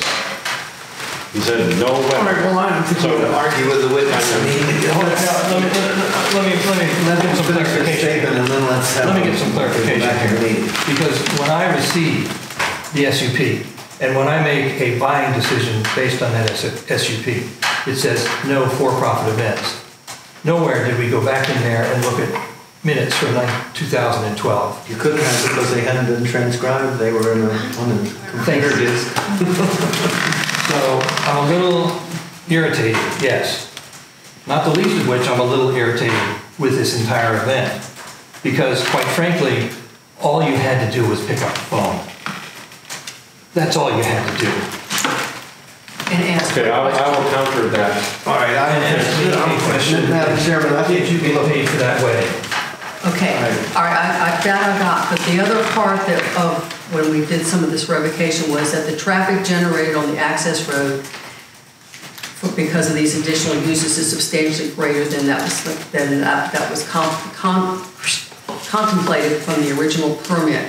And that has been an issue because you just had talked about the jitney trucks, buses that were coming and going, and these other things that there's some agricultural things for the tractors and so on. That's one thing, but these other things, and that is an impact on the residents of Clark Lane.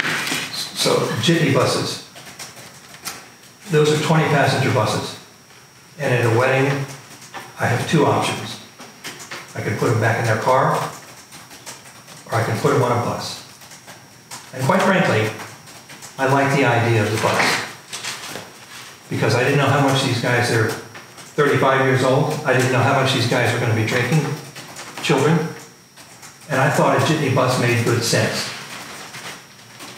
Okay. But it's also our understanding that one of the complaints was that there was the chauffeurs on the buses were maybe not as mannerly as they should have been. So, I mean, and you could not control that, and I understand that. But it still was. I'll make a point of order. I think we ought to finish the evidentiary part, and council has any further arguments, let's hear it, and then let's decide. I don't think we ought to have this go back and forth with the witness about arguing about not facts, but opinions of whether it is or isn't, or was or wasn't a violation. Okay. So you can return to your seat. Thank you, sir. So at this point, I'd like to just point out a couple of things. The first would be that the issue of the wine tastings, obviously that falls under the purview of, in our belief, agritourism, which is not able to be controlled and regulated by the local government. And obviously that's a decision that you all made back in August, and we appealed that decision, which comes with everything that goes with an appeal, which includes a stay. And that's how we'd like to address that issue. As for the wedding issue, again, that's not a violation of the special use permit. It was a not-for-profit event. Unfortunately, the BZA, like the court, speaks through its final decisions, or in the court's case, its orders. And you're bound by what the SUP says, regardless of what the minutes say. And it says no for-profit events. This was not a for-profit event. My clients were kind enough to let friends of their family, very close friends, have a wedding on their property. And there wasn't a violation of the SUP, and there's no violation that we know of that it would allow some sort of accelerated revocation process. At this point, we feel that the revocation should stand the way that it was, that this board should not revoke the special use permits effective this evening. Thank you, Councilor. More comments? Or a motion?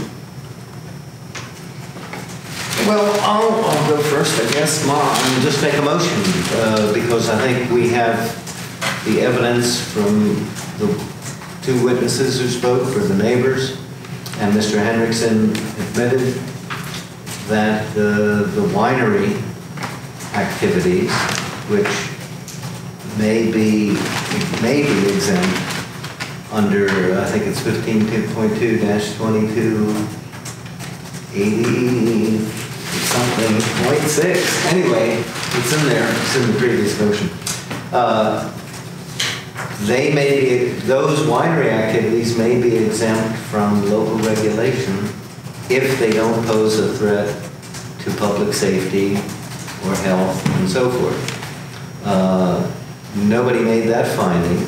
As a matter of fact, we made a finding that they were in violation. But to me, that's totally, that's a side issue and a red herring. This board, back in 2010, and I agree with council that the board speaks through its orders, and if they didn't capture whatever the conditions were, the way the board members thought they were capturing them, that's too bad. But I agree with you that it says no for-profit events, and I don't think the wedding was a for-profit event.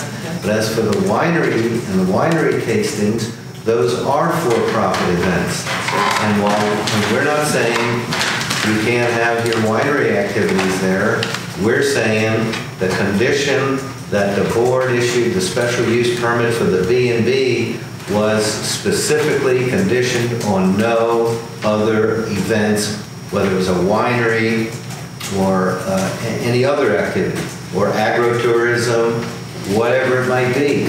If those were the only two individual activities that were going on, they might be relevant. But those aren't the only two activities that are going on. There's a third activity that required a special use permit from this board, and one of the conditions was, and I might mention in the minutes, because you were here last time, and I don't know if you read them all, they specifically talked about a winery being there. And the assurances were given, there wasn't going to be a winery, there weren't going to be wine tastings, there weren't going to be weddings, there weren't going to be conferences, there weren't going to be anything. And on those conditions, because those conditions impacted the traffic, and that was the number one concern of this board at the time they issued the permits. And also at the time they amended the permit to make it a 3-bedroom, was all about traffic and the use of Clark Lane and the impact on the neighbors of the B&B, not the other activities. So it's, you know, I hear your argument, and all I can say to you is, you know, the analogy I would use is if somebody's going down 211 and Trooper Riddle is sitting out here where he always sits in the median strip, and you go flying by 80 miles an hour and he gives you a ticket today, and you have to go to court about it. If you go by tomorrow at 80 miles an hour and Trooper Riddle's sitting there again, and you can't say, you gave me a ticket yesterday, so you can't give me one again today. It's a separate violation. And I was not of the opinion, speaking for myself, that this should have been, that the effective date of the revocation should have been postponed. It was done as an accommodation to your client. And I went along with it with, I don't know, I guess the assumption or the understanding that during that period of time there weren't going to be any more violations, there weren't going to be any more room rentals in excess of 3 bedrooms. And I think that's not an issue tonight.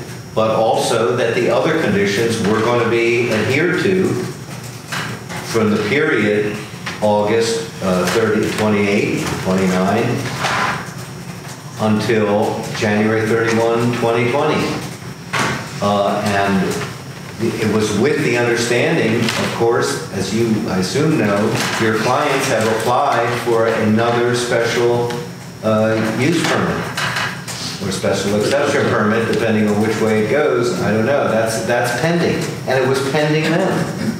And so my personal understanding, again, it's not in the minutes, it's not part of the decision, but my personal understanding, and the reason that I went along with the postponement of the effective date was so it wouldn't disrupt their business, and they got their new permit, and that's what Ms. Matthews said too at the time, that then they would abide by the new conditions of the new permit. But it wasn't a license to continue to violate the existing permit. Just like Trooper Riddle giving me a ticket is not a license to speed tomorrow. So for that reason, and I mean, I think it's undisputed what we heard tonight, there's been additional violations. The lease is still in effect. That's a violation of the conditions. It said no space is going to be leased to other people for commercial uses. That's still going on, still happening, and so are the wine tasting activities. which is a for-profit activity, that's what he said, that's still going on. So it's a new series of violations, all which have occurred since August 29. So I move that we revoke the permit effective tonight. I'll second it with a comment in that we are merely revoking the B&B aspects of the structure. We have no control because they have their winery designation now. The building can still be used, as far as I understand, for the winery function. We are merely revoking the permit for the B&B function. Right. And I second the motion. Any further discussion? I feel the problem we have here, it's somewhat multifaceted because there is a history in this property of violation of the special use permit. It started out with the abuse of the 3-person rental versus 5-person rental. After, it's hard to know if that changed or not. These are all things that are, I feel, beyond the county's ability to quantify. The addition of the events meaning wine tastings and that kind of Porsche rallies, wine stocks, any number of group multi-person events, it greatly complicates the situation. And what it seems to me is that this particular property needs to decide whether it is to be used as a B&B or whether it needs to be used as a winery and whatever event situation goes along with that. That is beyond our ability on the BZA to license or effect in any fashion, it seems. The real problem with it, it seems, is the access and the ability to get along or for the neighbors to tolerate the situation.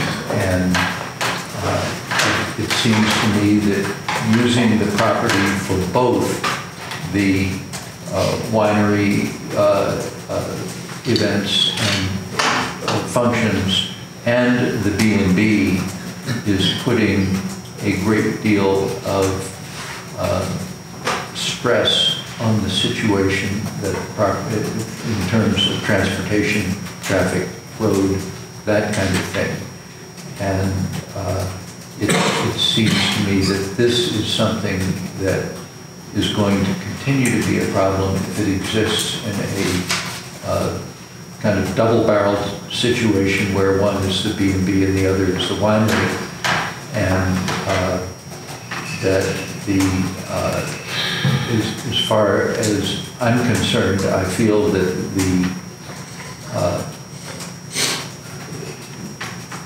the use and the traffic needs to be addressed for everybody's benefit for a future beneficial relationship with the local community as a whole. And I'm not sure how that's going to be done, but it does seem to me that the present situation isn't working.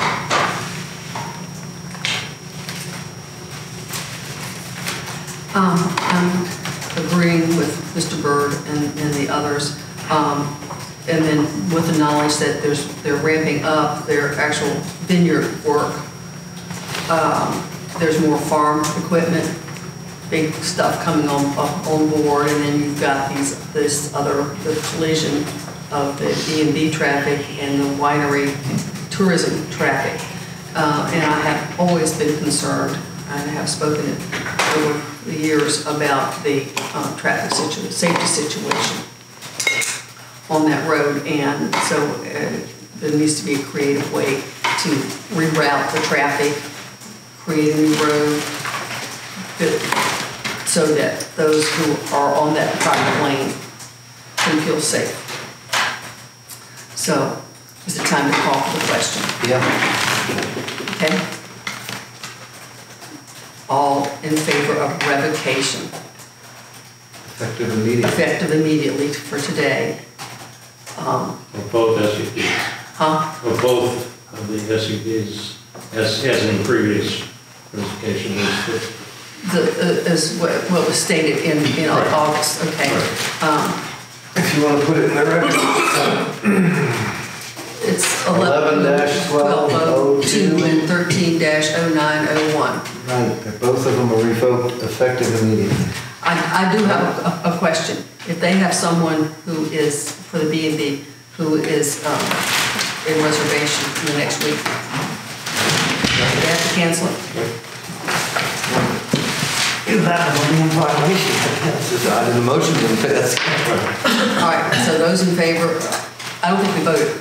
No, we didn't vote yet. Okay, those in favor of revocation tonight, signify by saying aye. Aye. Anybody opposed? Abstain. Alex abstained. So the SU number 11-12-02 and SU-13-0901 have been revoked as of tonight.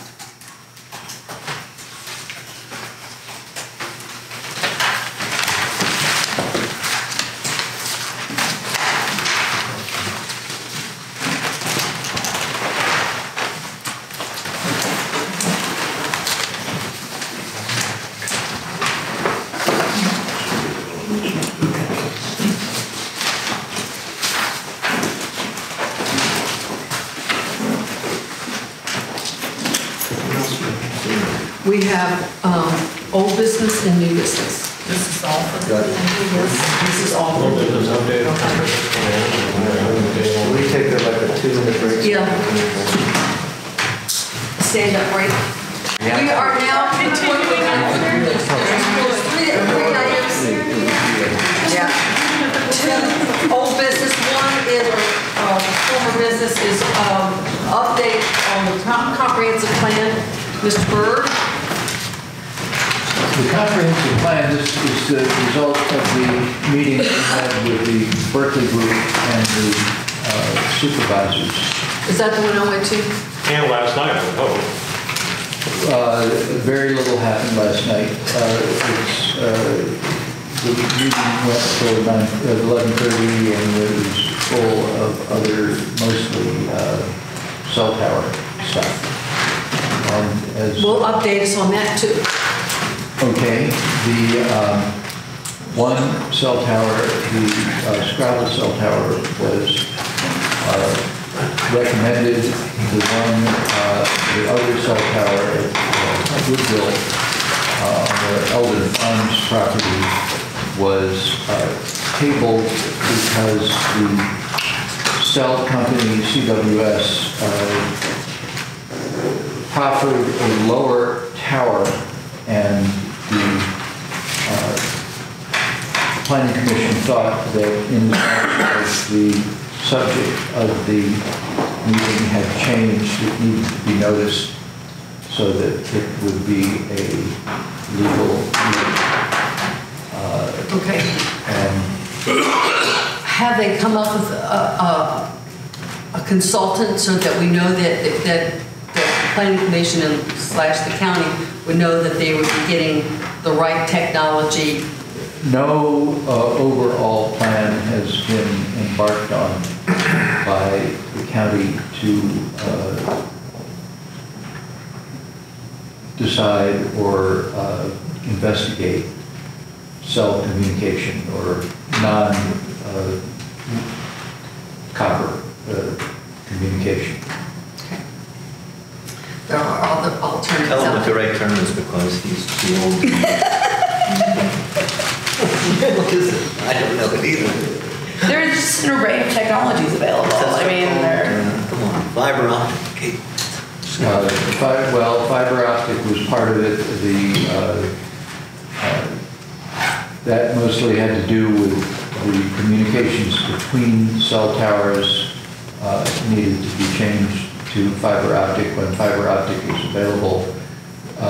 No one seemed to know when any further technology was going to be available, so that we were kind of dealing with a mystery wrapped in an enigma as to where we were going. Which is what we've been doing for the last 10 years. 20 years. Yes. And the comprehensive plan, there were 4, as I remember, aspects of the comprehensive plan which were found lacking and needed to be addressed by the plan. None of them were particularly difficult or important, but they are required by law comprehensive plans. And they weren't adequately addressed, and I think they are going to be addressed at the next comprehensive plan meeting, which is not the regular scheduled meeting of the Planning Commission. And I think they're trying to do it. Michelle, is there any plan for a working meeting in December? Yes, I'm going to be sending out a poll for a work session, see what they suit the majority of commissioners. He's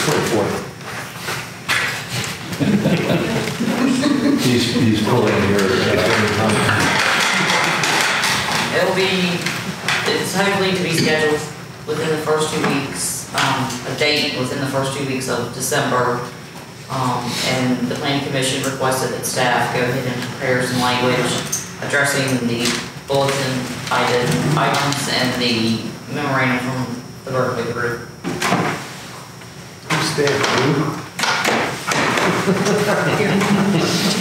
Gary. A large staff that we have. Michelle, do you have any comments on your perspective on the comprehensive plan more beyond what Mr. Bird has given us? Okay. That you want to commit to. That you want to commit to? Okay. All right, so we had an update on the cell towers, traffic calming. Everybody should just slow down. I swear. It's just terrible. I would like to say something about the report on the comp plan, and that is, I want to compliment Mr. Bird because he made a very excellent statement, I thought, at the joint meeting about... It was very good. About pretty much what we talked about here, that the commission spends too much time on special use permits and such as all that, analyzing that to the nth degree when it's really the job of the boards. I think they do a great job of that. On the other hand, last month, I just want to mention that we, I think, made a motion about the cell towers. And I'll just read the last part of it. I won't read this from the minutes. It says, on motion of Mr. Connick, seconded by Mr. Matthews, the board voted unanimously to... What? Dr. Matthews or Mrs. Matthews? Well, here it says, you did correct me, so I figured it was all right. I'm just reading it. I don't know who wrote this. Seconded by Ms. Matthews, the board voted unanimously to instruct Mr. Bird to vote against the CWS tower applications unless and until these issues were adequately addressed. And the issues were that the service providers would actually install equipment, and that the commission get an expert consultant to analyze the proposal, their own independent one. And even it says here, Mr. Bird and Mr. Mackel observed the county's more or less at the mercy of the applicants for accurate information about available technology. So I was a little disappointed last night when you voted against the one motion, the first motion there, that to deny it, and because none of those conditions were met. So anyway, I just wanted to mention that. I mean, I have to say that you're the representative on the planning commission, and I guess you have to exercise. I have erred and strayed from thy ways like lost sheep. Thou hast, in my opinion. But I am not the Lord, so therefore, and he's not here tonight, so therefore, thou shalt not be further chastised by me. Okay. Can we adjourn? No, we have new business to take care of. Mr. Macula would like to make some comments regarding, and you said you're going to abstain. So, so if you want to leave, you may. Well, I'm going to. And this is not specific to, this has to do with how things came about. And basically, I'd like to take this opportunity, a public meeting, to address the charges that were leveled against me by the local blog site as a BZA member. And it started out with the accusation that I had filed a complaint in regards to a sign that was erected in Amosville.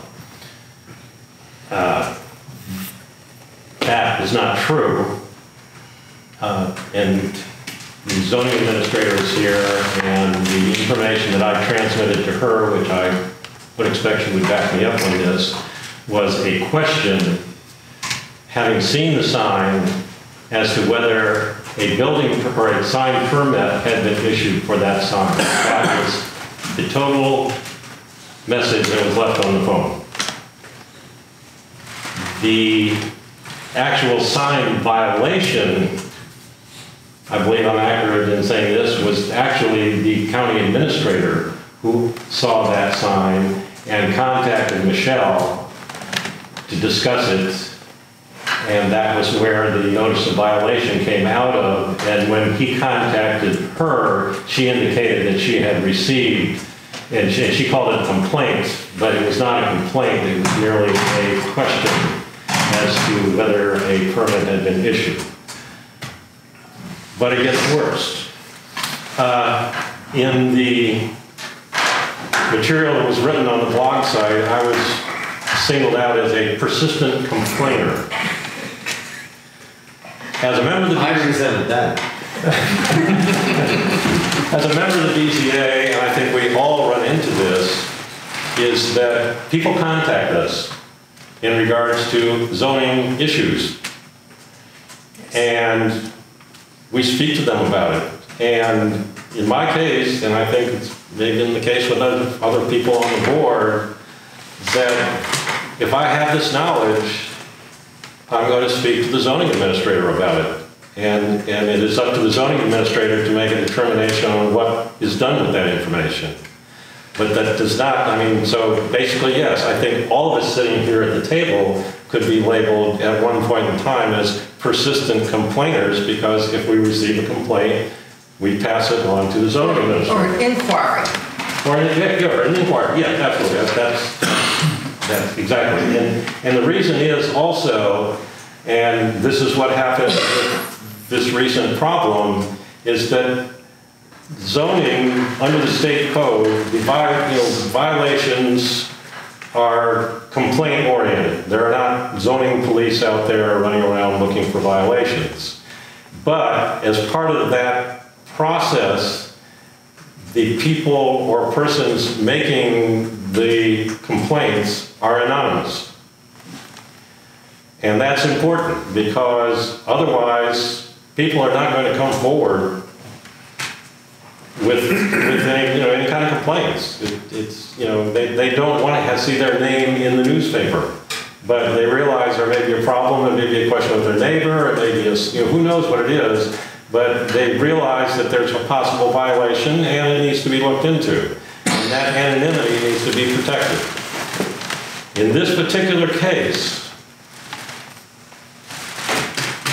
Mr. Curry wrote an email to the supervisors informing them of the situation that he had observed. Shortly thereafter, a supervisor emailed Mr. Curry back indicating that he knew who the person was. People had told him who the person was, and he needed to tell Mr. Curry. This is an elected leader.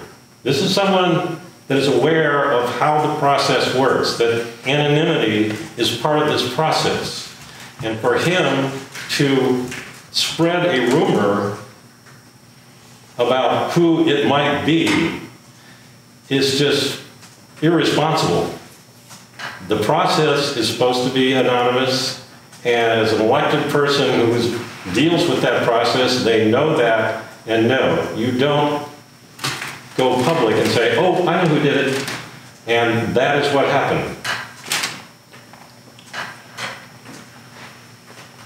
And like I said, and this is not what we want to do here.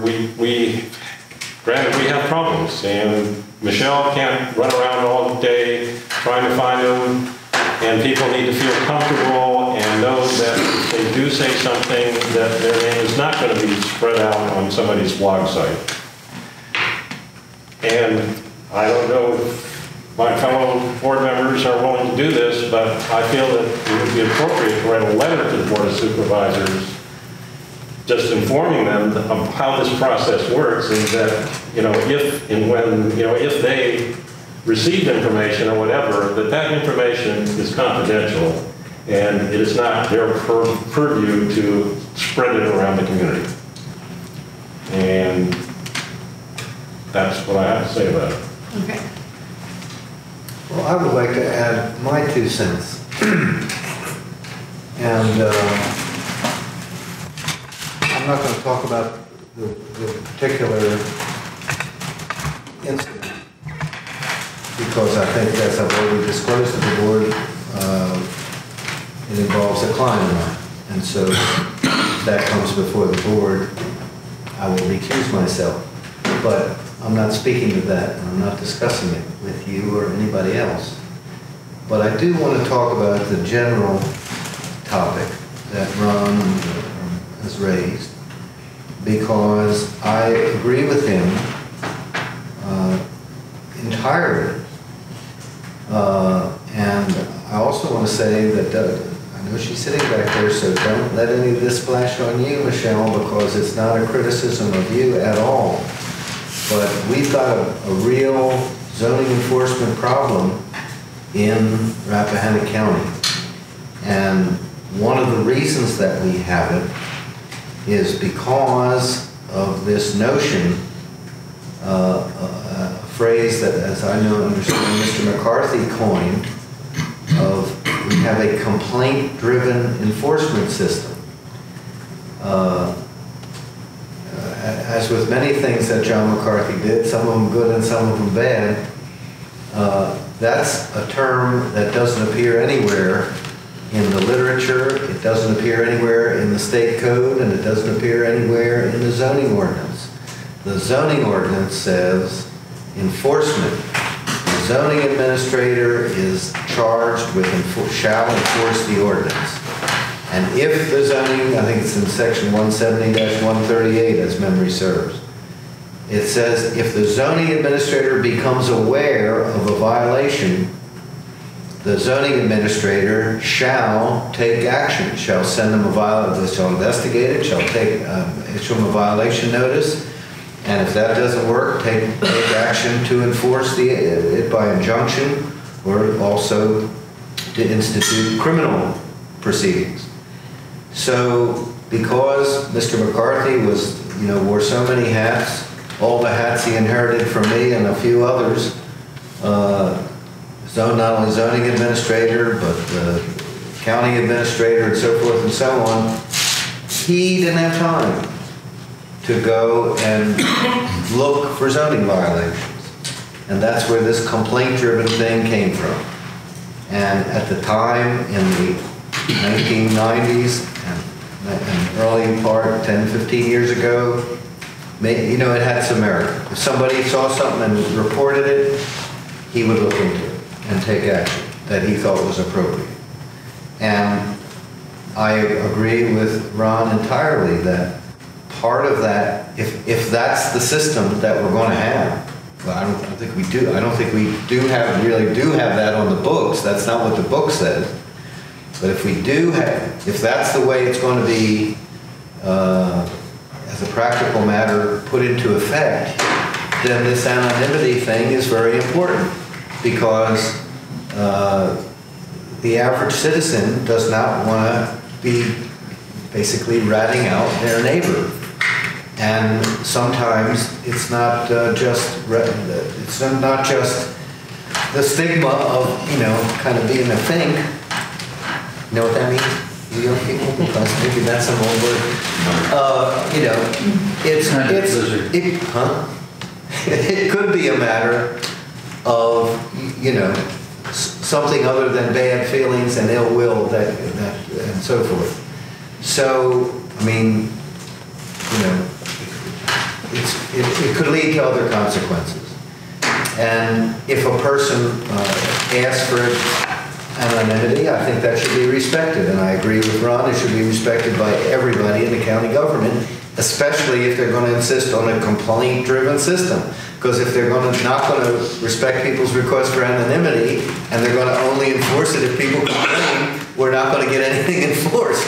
So, and maybe that's what they want. I don't know. I don't think that's the right answer either. The other thing that I want to say is, as board members, I know I find this. You know, we're on the board. I think we understand better than maybe the average person, except for about 5 or 10 people who are here tonight who come to a lot of these meetings, what the role of the Board of Zoning Appeals is, and what the role of the Planning Commission is, and what the role of the Board of Supervisors is in terms of all the different aspects of legislating and enforcing and interpreting the ordinance. But the average citizen really, first of all, how many times do they call it the zoning board? Which is not really what it's called. And they call that the planning board. And I bet if you ask 100 people in Rappahannock County, excluding anybody who's here tonight, who does what, I bet not 10% of them could really explain it in a very cogent way. And so, as Ron said, people come to us. They know I'm on the Board of Zoning Appeals, and they know he's on it, and they know Jennifer's on it, and they know you're on it. And my experience is, yeah, people either mention it to me or call me and say, hey, what about this, or what about that? Or is that a violation, or are they allowed to do this? And most of the time I, you know, wouldn't say I look into it, but I'll tell them what I know of what's in the ordinance. And I think that's perfectly appropriate and perfectly proper for us as members of the Board of Zoning Appeals to inform the public what the zoning ordinance says, and tell them what their options are, which is basically to go to the zoning administrator and make a complaint or make an inquiry of what's going on, or they go up there and ask to see the permit. And so I was, and I have to say that on what was written, aside from what the subject matter was, I mean, I think what was written in the paper about Ron, and I told him so. I mean, I wrote to the paper and told them, or the blog, or whatever you would call it, and told them I thought it was highly inappropriate to do that. And I mean, like I say, I've had the experience of people reporting things to me, or I wouldn't say reporting things to me, pretty much calling up and asking me questions about it. And when I think it's appropriate, I'll write or call Michelle and say, you know, does this have a permit or not? Michelle, I'd like a question to you. In a little week or month, whatever your time period would be, how many anonymous complaints come in to you? If you can say. An anonymous number. You know, First of all, if anybody comes to me, their names are not released. Right. State law says I can't do that. All right. I mean, I get that. So, but I mean, so how many times you get a phone call or email or? It varies. It really does. I may have, you know, 5 or 6 a week, and then the next week I may not hear from anyone. So it really does just vary. For each one of those, and you pick up and you go and investigate? Mm-hmm. Okay, so you have to go out, take a look, or? I do. And I can break away from the office and escape. Okay. No, I don't ever, you're very careful with what you say, so I know that you wouldn't reveal that, but, yeah. Okay.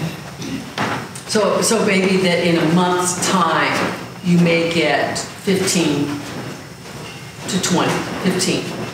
Some months, yeah, some months, maybe 5. Okay. Like I said, it just really varies. All right. So Ron has asked that the Board of Zoning Appeals send a letter with our signatures on it, or Alex's signature on it, to the Board of Supervisors, reminding them of this. Would you like to draft that? Yeah, I can draft. And then circulate it among us, and We'll bring it up the next week. so is next next meeting is December the 19th. Organization meeting. It's December 19th. It's organization meeting. It is December 19th, and it's here at 7 o'clock. Because we don't want to be Another Thursday? It's Right another- after the planning commission? another Thursday after the planning commission, and that frees us up. Let's not ever do that again. In the last 24 hours, I think that's been the last about 12 hours. Way too much time. I haven't spent so much time in here since the Holmes will case. 1983 or whatever that was. Good. Colonel Holmes, Yeah, I loved him. he was an interesting man, that's He for was. sure. He was. Okay, I moved to adjourn. so then we have a motion on the floor to adjourn. Any other comment from you?